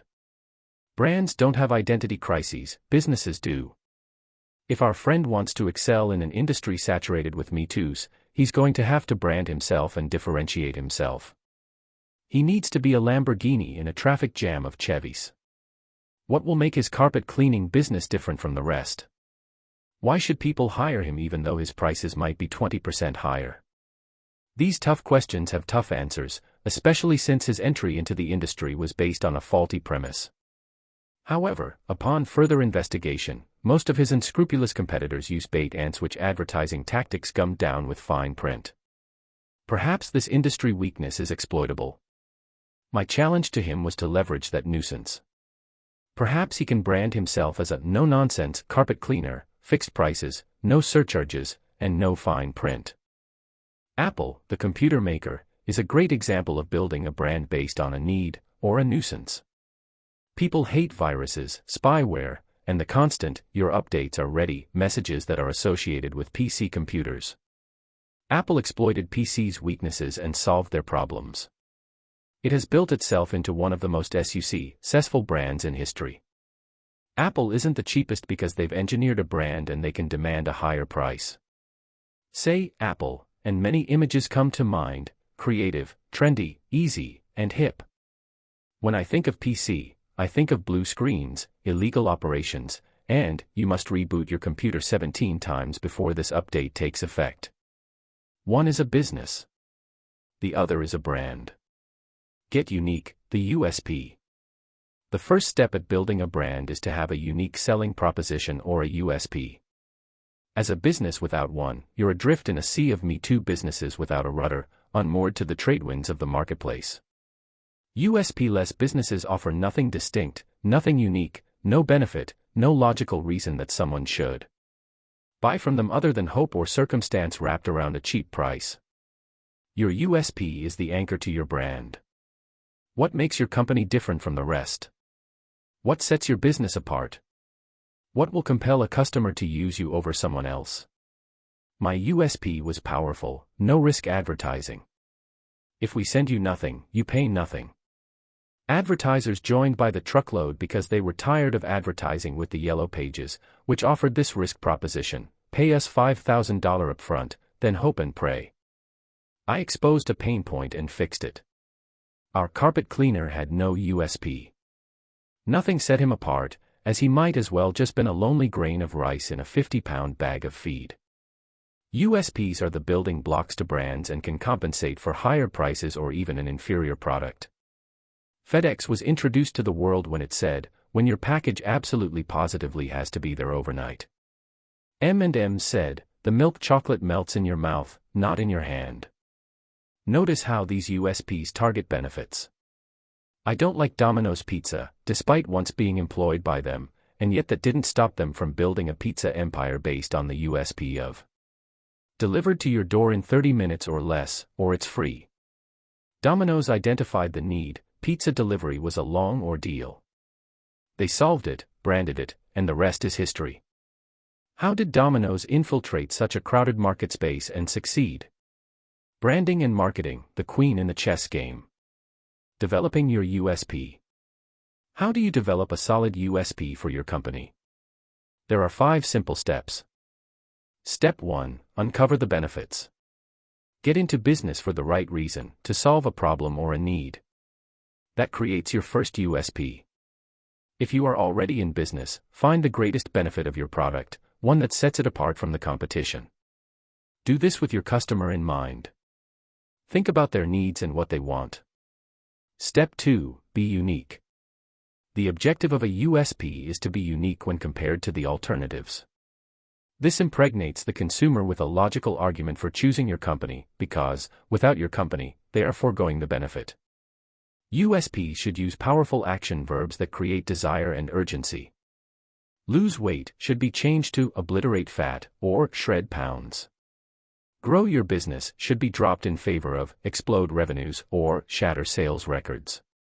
The uniqueness of your USP creates a consumer divergence when it comes to their buying decision. If you pick a Mac over a PC, you are choosing safety, speed, and reliability over viruses and bloatware. Step 3. Be specific and give evidence. Noise is everywhere, and if you are going to rise above it, you have to alleviate, not to rout consumer skepticism.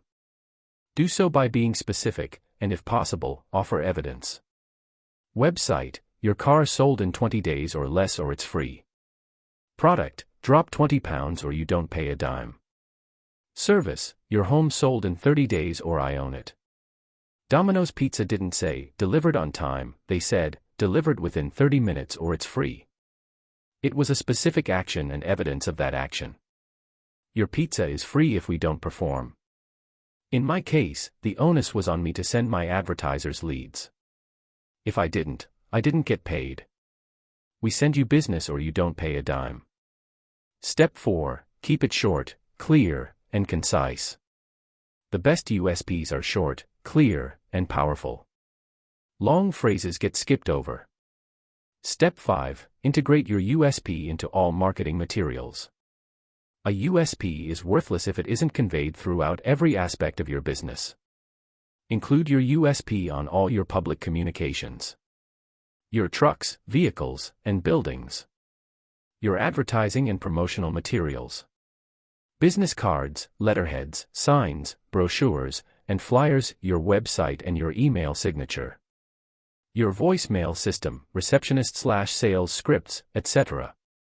Step 6. Make it real. A USP has to be strong enough to convince people to buy or, even better, switch brands. If it doesn't capture your audience's attention, or the benefit/hook is too weak, it won't work. And then, you have to make your USP real. You must deliver on what you say. A pizza delivered in 40 minutes makes the 30-minute guarantee a fraud. Fraudulent USPs get exposed fast and create human resource systems ready to rickroll your company. Get noisy. Next time you're stuck in traffic, look around. Every car looks the same. Nothing commands any significant attention. It's a sea of fading exhaustive blather. Born a marketer, this is why I'm preferential to Lamborghinis. They rise above the noise, and so should your brand. Face it. No one likes to be like everyone else. The average teenager strives not to be like everyone else, which is why we've been deluged with nipple rings, eye piercings, goth, and tattoos, all expressions of, I'm unlike everyone else. Successful companies take the same approach with their branding and marketing. Writing this book, while challenging, wasn't the real challenge. Getting it into the hands of people will be the real challenge. Why? Because the topic of finance and money-making is crowded and saturated with Me Too's. In other words, the noise is deafening. While this book is the realization of my dream, to succeed as a best-selling author I need to get my brand above the noise. One look at my Facebook update feed and all I see is noise. College dropout earns $2,000 in one day. Find out how. See how I make $15,000 a month with this fantastic opportunity.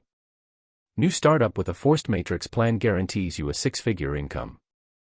I just joined this awesome affiliate program and made $300 today. Be your own boss.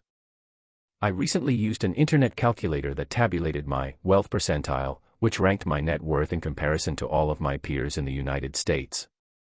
I was ranked in the top 1%. While I'm flattered, it exposes my challenge. My net worth is indicative of unique and extraordinary, but in the world of perception, it's lost in the noise.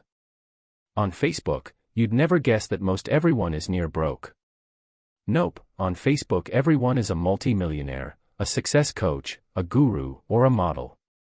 Everyone is in the top 1% of his or her game, including the real top 1%. You see, we all are marketers, and some of us are marketers of an illusion. What this does is creates an abundance of noise and makes it harder for the real purveyors to be heard. Your marketing efforts must rise above the noise. How to rise above the noise? There are 5 ways to get your message above the noise. 1. Polarize. 2. Arouse emo. Tie-ins. 3. Be risque. 4. Encourage interaction. And 5. Be unconventional. Polarize. Polarization probably isn't the best business strategy for a mass-market brand, because polarization involves extreme viewpoints or messages. You don't want to piss off half your customer base. However, polarization works fabulously for websites in need of traffic or books in need of readers. Polarization works because it involves an extreme viewpoint, which forces people to either love or hate you. Sarah Palin is polarizing. You either love her or want to toss her off the deck of a boat in the alligator-infested Everglades. Political pundits use polarization to sell books, because readers want to rally for a cause, or furiously 299 refute it. Websites that polarize attract visitors as people defend their cause while others attack it. If you're a rabid fan of the Chicago White Sox and start a website that viciously attacks the ineptness of the Chicago Cubs, you can expect a polarized audience, people who agree and concur and people who oppose and defend. This book itself can be classified as polarizing.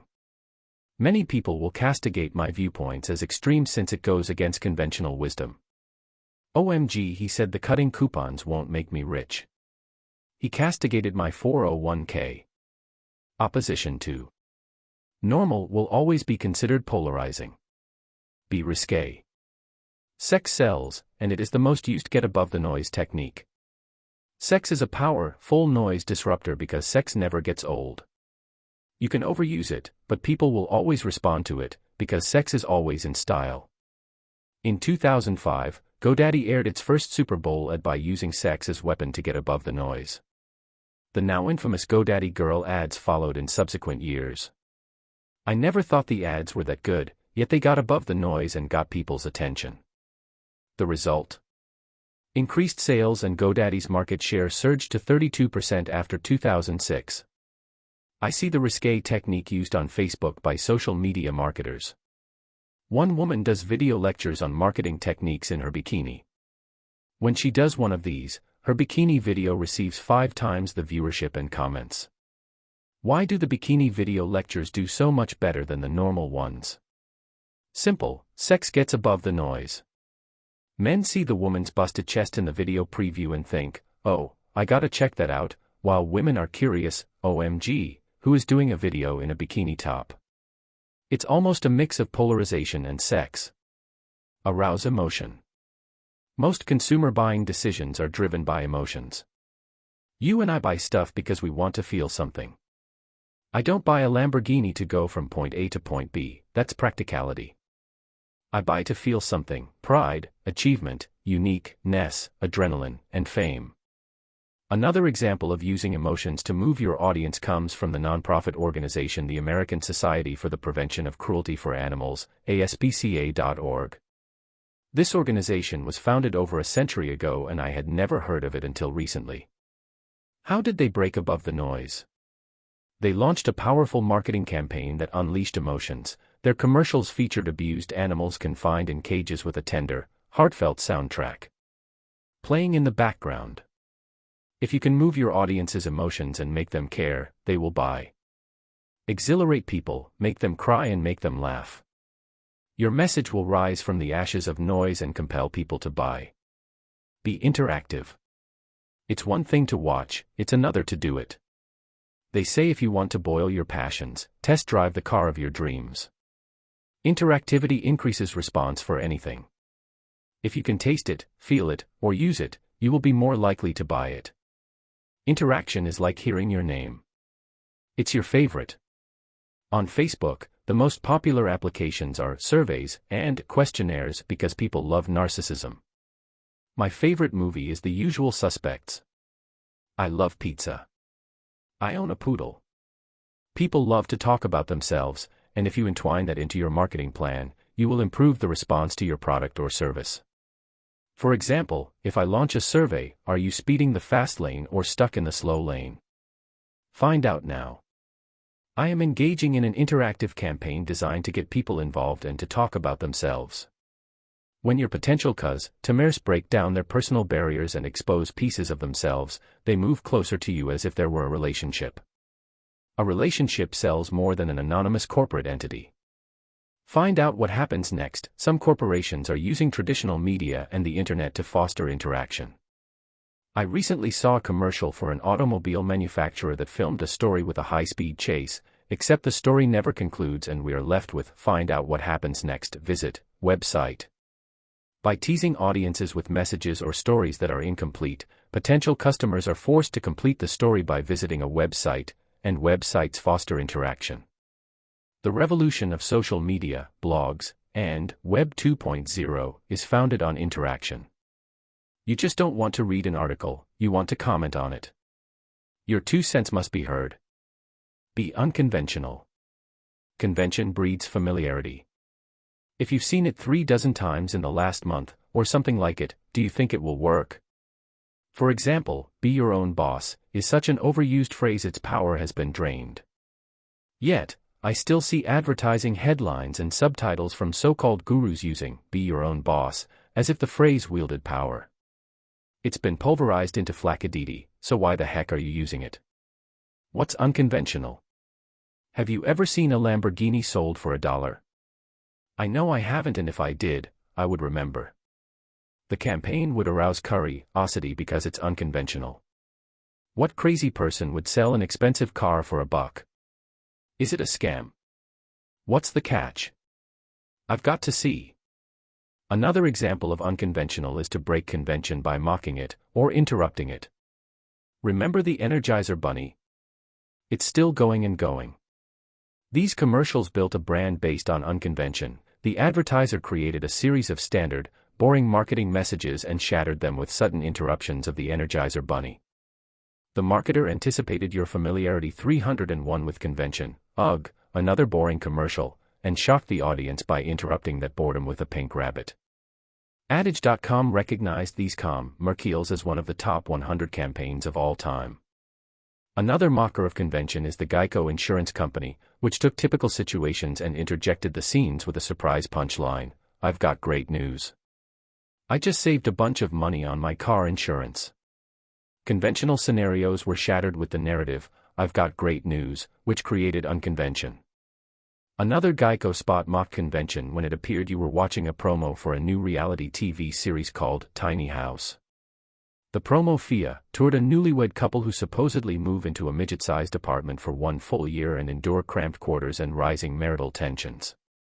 You see the couple hitting their heads on low ceilings and struggling for a good night's sleep in a tiny bed. But wait a second, this expected convention of reality is nothing but a ruse that will shatter into unconvention when an announcer voices, "The drama will be real, but it won't save you any money on car insurance." If you get someone's attention, half the battle is won. The other half is letting selfishness take over your audience and tailor your messages to self-interest. In other words, the good old, "What's in it for me?" How about saving 15% or more on your car insurance? What's in it for me? It's ironic, to succeed a fast lane we must forsake selfishness yet satisfy the selfishness of others. Did I say this would be a nice cozy stroll down the beach? The first human behavior you can count on is selfishness. People want what they want. People don't care about you, your business, your product or your dreams, they want to help themselves and their family. It's human nature. Therefore, our marketing messages must focus on benefits, not features. People need to be told exactly what's in it for them. How will your product or service help them? What's the benefit? In marketing speak, it's called the "what's in it for me" WIFM principle. My customers were small business owners and yet I served millions of consumers, too. This intermediary relationship allowed me to study the behavior of both consumers and producers in a powerful, accelerated fashion. I learned things in weeks that would take educators months to ascertain. I noticed that small business owners fall into their own selfish trap and love singing the praises of their company.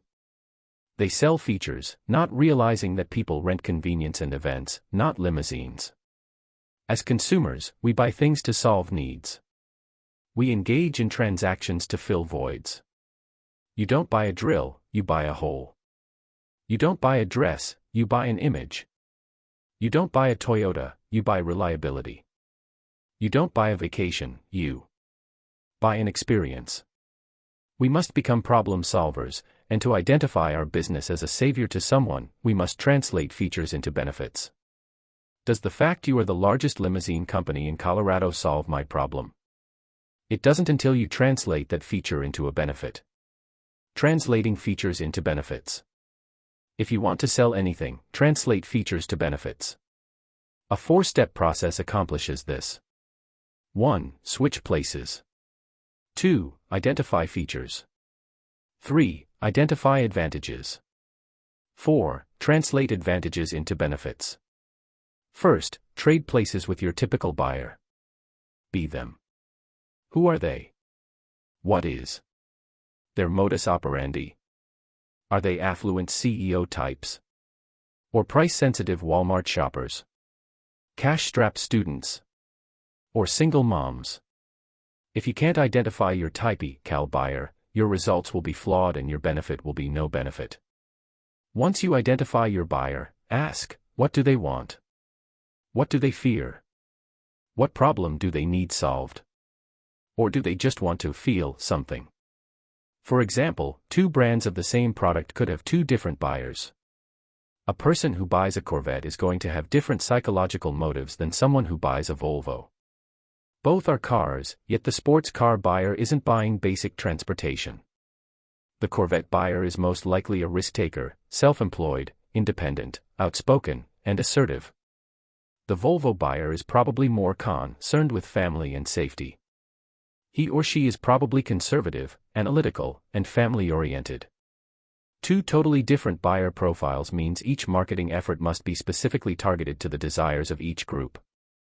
After you switch places with your customer and grasp what they want, your next step is to isolate the features of your product.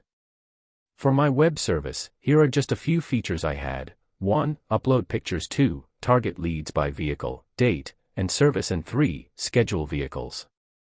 While these features were great, it was my responsibility to translate them to benefits. What makes them so great? What advantages do they offer my client? After you isolate the features, translate those features into benefits, or a specific result. Extrapolate forward the benefit of that certain feature. This is where you drive home why someone should buy from you, versus the other guy. For my web service, the feature of upload pictures translated to quit wasting time with client meetings at garages. Upload photos of your fleet and show your clients your product. The target leads feature translated to target the clients you want, right down to the day, service, and vehicle type.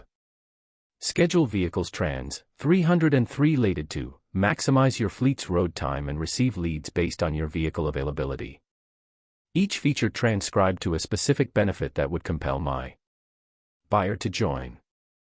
I didn't let them fill in the blanks, I filled in the blanks for them. Using price as a branding weapon. Price is like a paint job for your product or service. My first taste of paint and its implications came young. I wasn't much older than 6 or 7. Mom staged a 2-day garage sale, and she permitted me to sell some toys and keep the money. One item I offered for sale was a football clock, a timekeeping monstrosity. I vividly remember its sale price, $2.55. A steal, I reasoned. On the first day of the sale, my football clock gathered many looks, but no sale. My young mind plotted. How can I get $2.55 for my clock? I didn't want to budge on my price, surely because $2.55 was the cost of some gadget I wanted to buy at the corner store. Then I had an idea. I grabbed the masking tape Mom used for labeling prices. I tore 4 small pieces of tape and stuck them above the current price. Then on the first piece of tape, I boldly wrote $5.55 and crossed it out. The next piece of tape I wrote $4.50 and crossed it out. Then, $3.95, and the next $2.95. Each piece of tape successively had a lower price, clearly crossed out so buyers could see the price reduction, leaving the same old price of $2.55. Now my clock was priced exactly the same, except it was presented differently. The taped higher prices, visibly slashed, conveyed 2 things: 1, a higher value, and 2, a smoking deal. And guess what? The second person to look at the clock bought it. I succeeded at reframing price in the mind of my buyer. Of course, at 7 years old, I had no clue what marketing meant nor what I was doing. Yet. This was my first exposure to marketing and the implication price has to value. Price conveys more than just cost. Price is a brand builder because price implies value. The more expensive your price, the higher its perceived value. The cheaper your price, the cheaper its perceived value. Price isn't simply a number that tells someone what something costs. It conveys value and worth. There's an old story I heard about how price equates to value. Cleaning his basement, a man found an old dresser and decided to give it away. He moved the dresser to the street corner and placed a sign atop it, "Free." Shockingly, the dresser stood there all day, and for several days thereafter.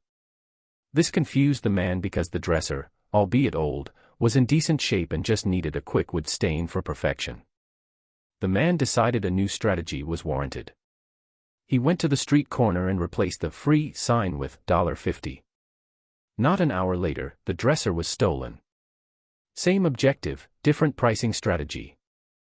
Unless price is your brand, Walmart, Southwest Airlines, don't let price steal your brand when it should be defining it. Price is more than just a competitive metric that slides up and down to sell goods faster. It also indirectly conveys the value of your product or service. I had multiple competitors who undercut me by 10%, sometimes even 20%. Yet I continued to prosper. I wasn't the cheapest, so why did I do well? My service had better value, and I kept my price correlated to that value. My leads were better targeted. I had better joint venture partners. I had great support. I was running a brand while my competitors were running businesses. My artist friend, who painted the most exquisite, beautiful paintings, priced her work through her own limited price filter. She was a single mom, struggling to pay the bills, living paycheck to paycheck. For her, $500 was an extraordinary amount, and because of that, she priced her works far below their true value. Her own corrupted vision of price distorted her earning power and degraded the perceived value of her work. I suggested a price increase. Take that $90 painting, make it $300, and see what happens. Sure enough, she sold just as much art at the higher price, because price implies value and defines brands. Even in the slow lane, pricing can play a role, in the form of a salary you're willing to take. For example, this was posted at the Fastlane forum, the Fastlane forum. A company placed 2 ads for only one web programmer position in the paper. One listed the salary as $120,000 a year. The other ad listed it for $32,000 a year. The first, higher-paying ad received only about 4 responses. The second ad for much less pay got over 100 responses. Most people have a lack of confidence in themselves and their ability and are willing to settle for so much less. Are you settling for less in business? Is your warped frame of value corrupting your unrealized potential? The right pricing strategy is crucial to brand building and marketing. The wrong price conveys the wrong meaning. For industries with heavy commoditization, price is crucial. A public relations consultant can charge 30% higher than their competitors, but a gas station can't. While I'm completely heterosexual, I have a fascination with designer purses because I admire their pricing strategy. How does a handbag sell for $4,000 when it probably costs them less than $100 to produce? Branding and marketing. Price is a part of the brand build. Price is one of the many ways to get into the consumer's head. To use price for your brand, you have to convince the consumer of value beyond the cost of its practicality. What makes you different from the rest? Why should someone pay $305 you more? As a marketer, you have to drill into your buyer's mind and get your brand differentiated. Own the consumer's mind and you own the consumer. Chapter Summary: Fastlane Distinctions. Marketing and branding, the queen, is the most powerful tool in your Fastlane toolbox. Businesses survive. Brands thrive. Businesses have identity crises, brands don't. Identity crises force business owners into price commoditization. Unique selling propositions, USPs, Erathiki your brand and differentiate your company from the rest. People have a natural disposition to be unique and unlike everyone else.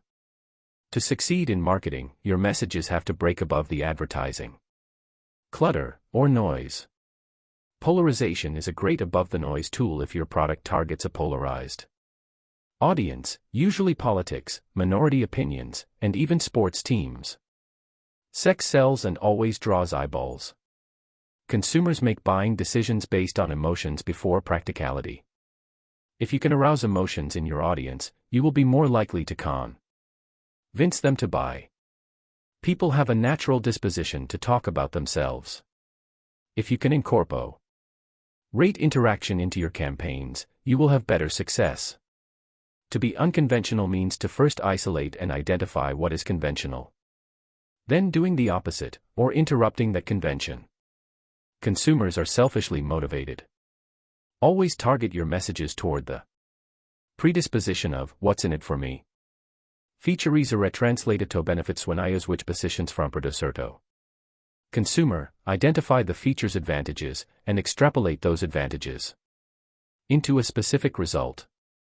Price implicitly conveys value and worth. Don't allow your own perception of price direct your brand to mediocrity. Fastlane 44. Choose monogamy over polygamy. No horse gets anywhere until he is harnessed. No steam or gas ever drives anything until it is confined. No Niagara is ever turned into light and power until it is tunneled. No life ever grows great until it is focused, dedicated, disciplined. Harry Emerson Fosdick. Cheating spouses aren't good partners. As we near the end of our conversation, I must address the Fastlane's need for faithfulness, monogamy. In college, my friend Marcus Tekel was quite the ambitious entrepreneur. And Marcus, if you're reading this, I apologize for the call out. But what the hell were you thinking? Marcus would get involved in a different business every week. One week it was some moronic MLM program, the next it was some turnkey ad scheme found in the back of an entrepreneur magazine, and the next it was some classified ad program. Different week, different opportunity.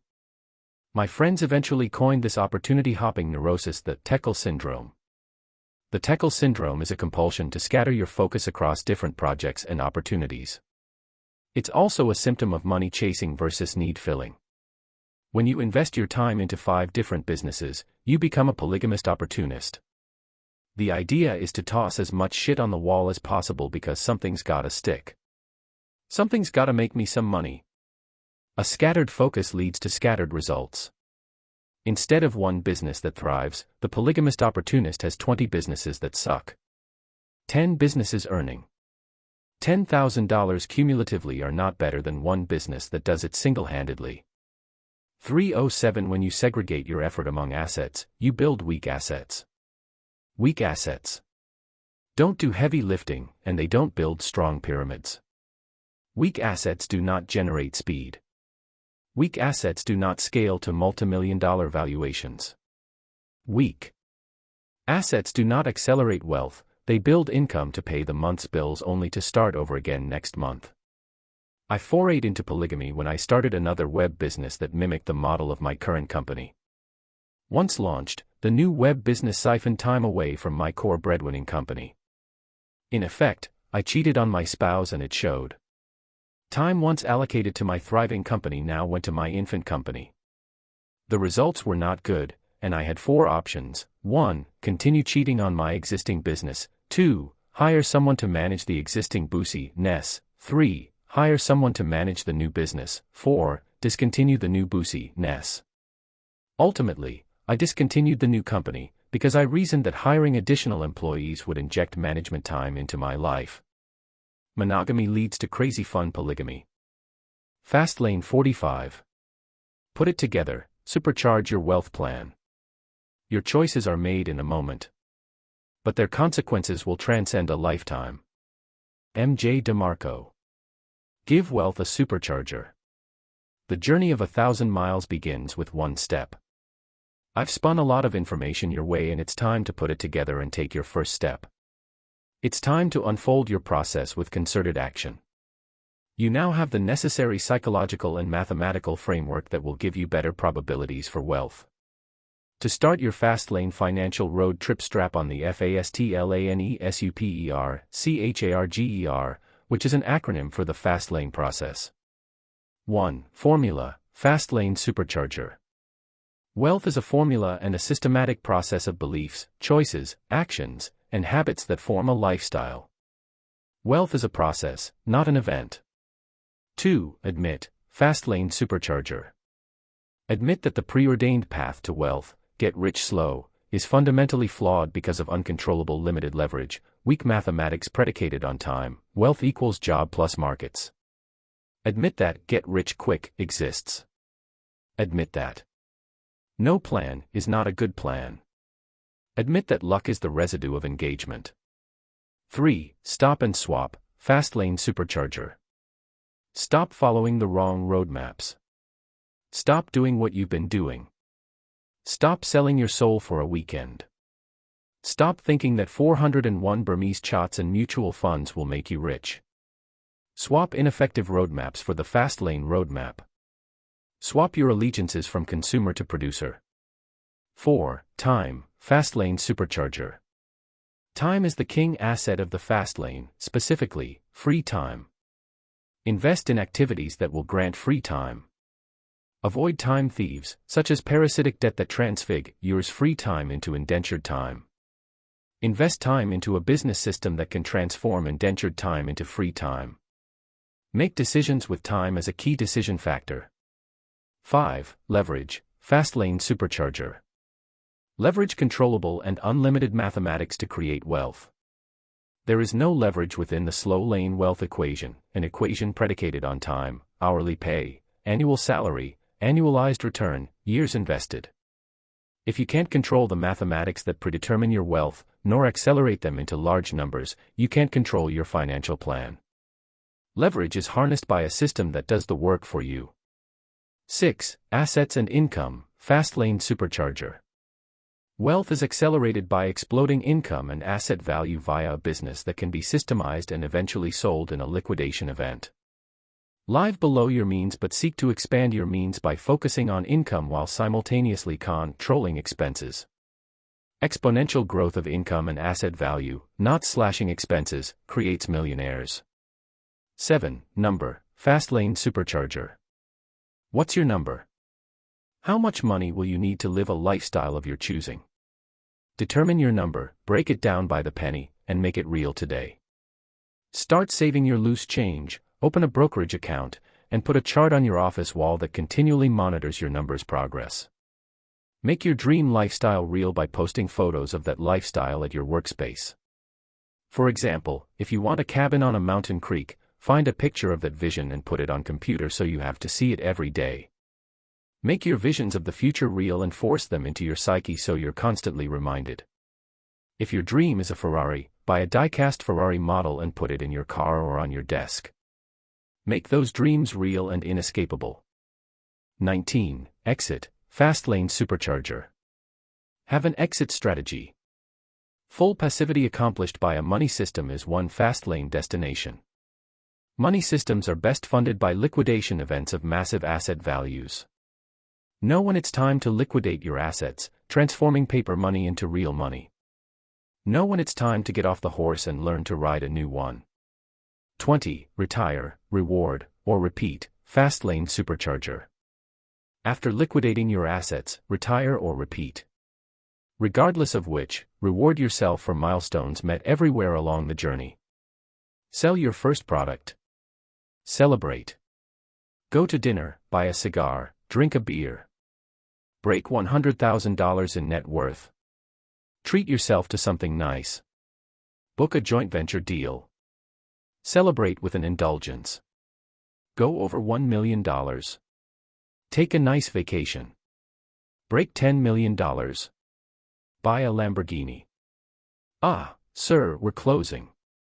The Fastlane road trip isn't a destination but a personal journey, and that journey becomes your life and your process. You will discover that journey is worth living as long as your dreams are alive and have probability. It doesn't matter where you start, but how you proceed. The garage door to an exceptional life is open. Leave behind the past that keeps you grounded and take to the road. All Fastlaners start in similar straits of life turbulence. But MJ, I have a mountain of credit card debt. But MJ, I have a job stocking shelves at the supermarket. But MJ, I have no time after work.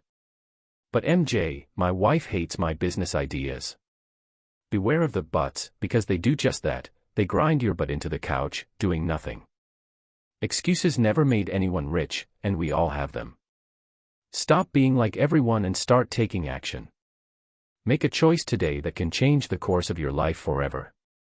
Wow, we've been here a long time, the sun has set, and the coffee shop at 10, Dant has flipped the closing sign. I want to thank you for joining me. If you want to discuss Fastlane theory further, hit your browser to fastlaneentrepreneurs.com or thefastlaneforum.com. If this book has inspired or changed your life, please tell a friend or let me know at mj.demarco@yahoo.com. I hope the Millionaire Fastlane has awakened your dreams and given them a chance to live. Always remember, if your dream is alive, you're already living the dream. I hope everything for you, and maybe, perhaps someday, your impact on the world will reverberate through the years and you can reflect on that simple choice made long ago, that choice to pick up a book and read it. To your dreams, good luck and God bless. MJ DeMarco. Appendix A, Reader Reflections. MJ, I'm a high school teacher, how do I go Fastlane? Well, first understand that it isn't going to happen on your current road. While I don't suggest quitting your job, yet, I can suggest that you open up another parallel road that you can travel. Is there anything in your line of work that defines a problem that you can address? What if you invented a product that every school in the country needed for their curriculum? What if you wrote a book that was targeted to teachers? Could you start your own private school? If you can't identify a need parallel to your existing road, are there other problems that you can identify on a different road? Perhaps a student can enlighten a need that needs to be solved. Do you hear their complaints? Their issues, ALS, and toils. Needs are everywhere, and they don't have to be viewed from your current road. Roads are opened only when you knock on their doors. Additionally, as a teacher you have unprecedented access to time that most others don't. Do you know how many people would love to have 3 months off in the summer? Leverage this time into a new road that can dawn a fast lane. MJ, my neighbor has owned a business for 19 years. He's never home, he never has time for anything, and he certainly isn't rich. Owning a business doesn't guarantee wealth. I agree. Your neighbor's problem is he's on a road that doesn't route to wealth because it most likely fails the commandment of time.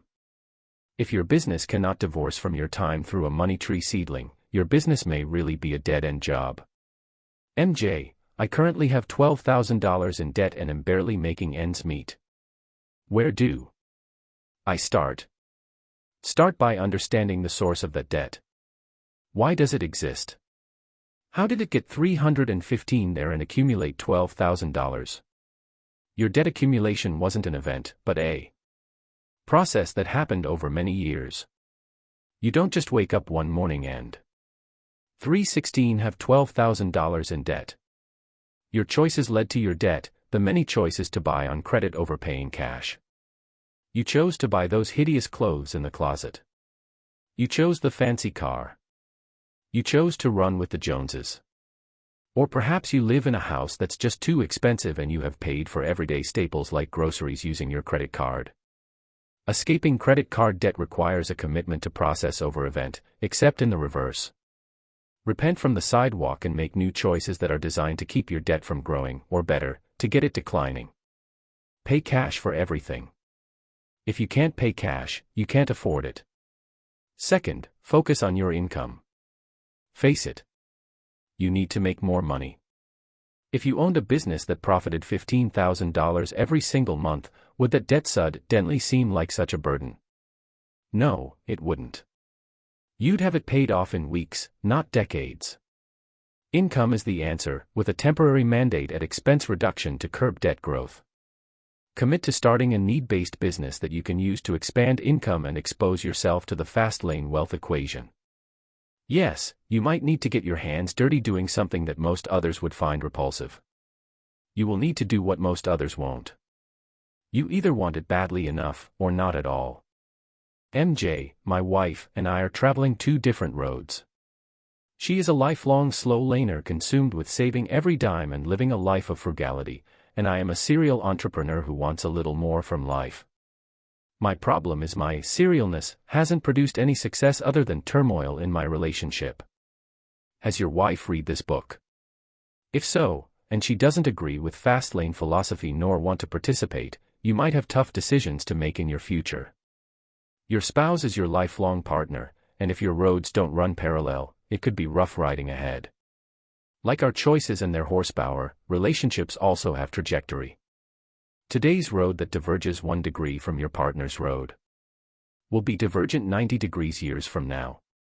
Personally, I'm not interested in relationships that are good enough but relationships that empower both individuals to be the best they can be. I can't speculate on the strength of your relationship, only you can do that. Can you and your spouse compromise on some common tenets that can bridge your divide of philosophy? Like the value of time. Like the importance of financial literacy. Like the need to divorce your income from time. Like the ruinous effects of parasitic debt. Perhaps these common grounds are strong enough to keep your roads bound together for a common goal. And finally, your serialness might be a problem. Are you a polygamist opportunist balancing 10 different opportunities? Your business is a spouse. Quit cheat, ing, and give one business all of your attention. You will get out what you put in, and rationing your time among mistresses is a slow prescription to lackluster incomes and asset values. The Millionaire Fastlane. MJ, what about real estate? You don't mention it a lot, is it Fastlane? 317 I consider real estate, wealth 1.0, and for it to be Fastlane requires effort and manipulation of the 5 commandments. Namely, are you a real estate investor because of need or because it's just something you know? A successful real estate investor flips a house because it needs rehab. A successful real estate investor develops an apartment complex because the neighborhood needs it. Additionally, real estate possesses magnitude but lacks reach. That means for its success, you have to engage in multiple successes, or intended iteration. One tiny property isn't going to make you rich, but 200 accumulated over the years might.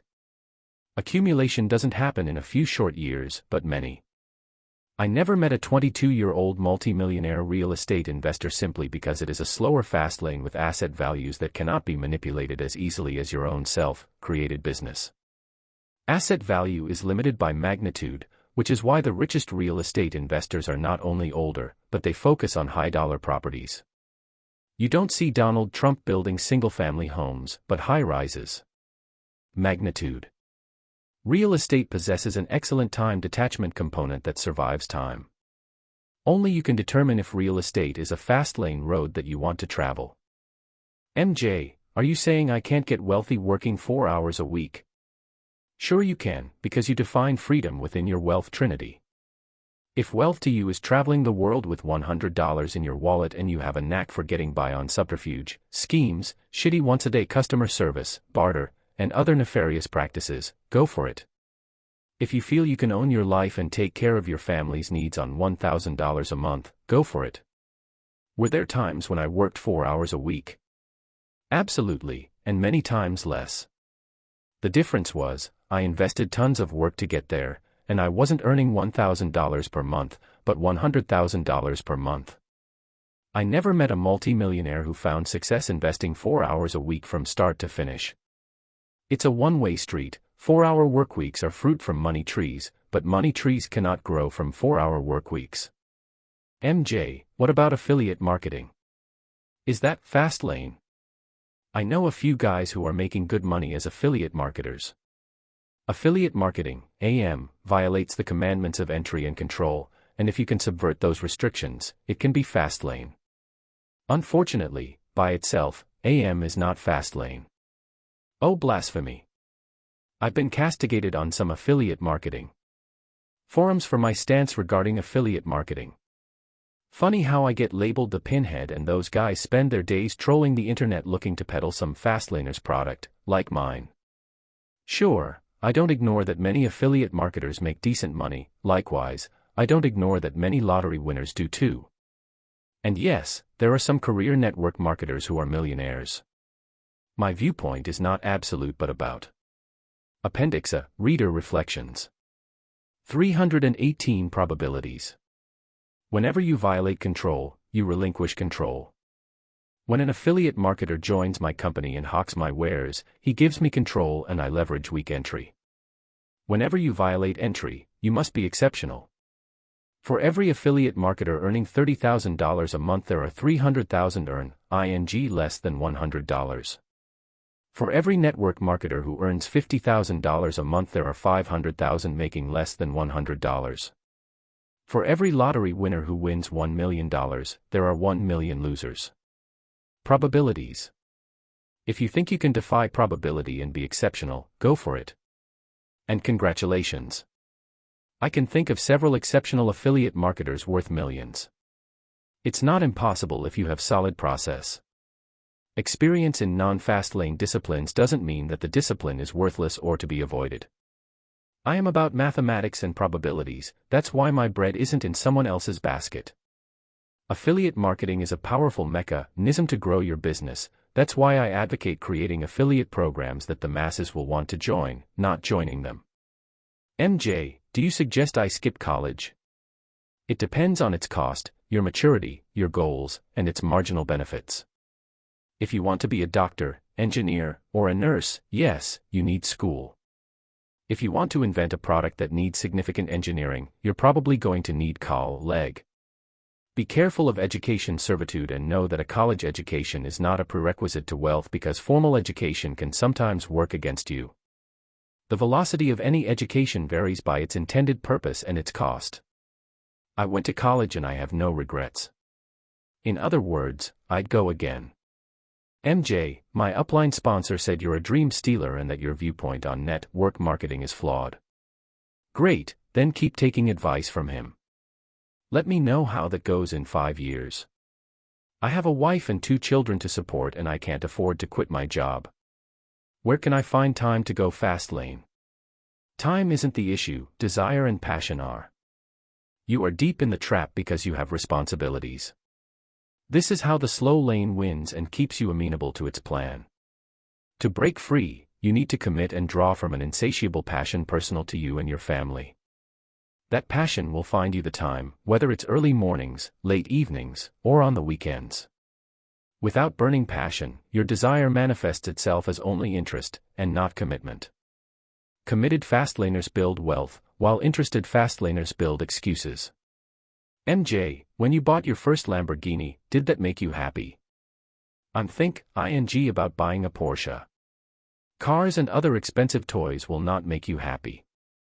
I was already happy when I bought my first Lambo, and it reflected my reward, Fastlane Supercharger. 319 Happiness evolved from the process of the achievement, while the purchase was the reward and the event. Achievement is a process and it's the cake of your experience. Your process of repeated and impassioned achievement toward your specified goals will make you happy, not a car. And when that happens, you might find yourself shocked into the reality that that dream car is no longer desired. I'm a single mom and a dental hygienist. How do I go fast lane? Regardless of your profession, going fast lane lies in the commandments NECST, need, entry, control, scale, and time. Can you create a business that solves a need on a massive scale? On your existing road, dental, is there a need in the dental industry that would help thousands? If you can't expose a need or a solo tie-in respective to your industry, you have to expand your mindset to the world and the other roads that serve them. Remember, you aren't just a dental hygienist, you're a mother, a woman, and a daughter. There are hundreds of roads in those subsets. What are you passionate about? Politics. Natural living. Gardening. Are there unmet needs therein? If you can't figure out a new road, let a problem that needs a solution uncover your road. Starting a business is risky. Is there any way to minimize that risk? Yes. Get in business for the right reason, and the right reason is to fill a void in the marketplace or to do something better than anyone else. Business becomes risky when entrepreneurs start companies based on flawed, selfish motives. Remember, strangers don't care about your dreams. We are inherently selfish, seeking to satisfy our needs and wants. Risk is escalated when you get into business without a defined need, brand, or purpose. Risk is escalated when you get into business doing what you love versus doing what needs to be done. Risk is escalated when you bequeath control over major business functions to someone else. Yes, business is a risk because entrepreneurs lose perspective on the fundamental purpose of business, and that is to solve problems and help your fellow man. Profit follows, it doesn't lead. MJ, it's clear that you are a control freak. Since the fast lane is predicated on passive income from interest, how do you deal with interest rates since you cannot control them? If interest rates are zero, doesn't that invalidate the fast lane? Yes, when it comes to my financial plan, I'm a control freak, and you should be too.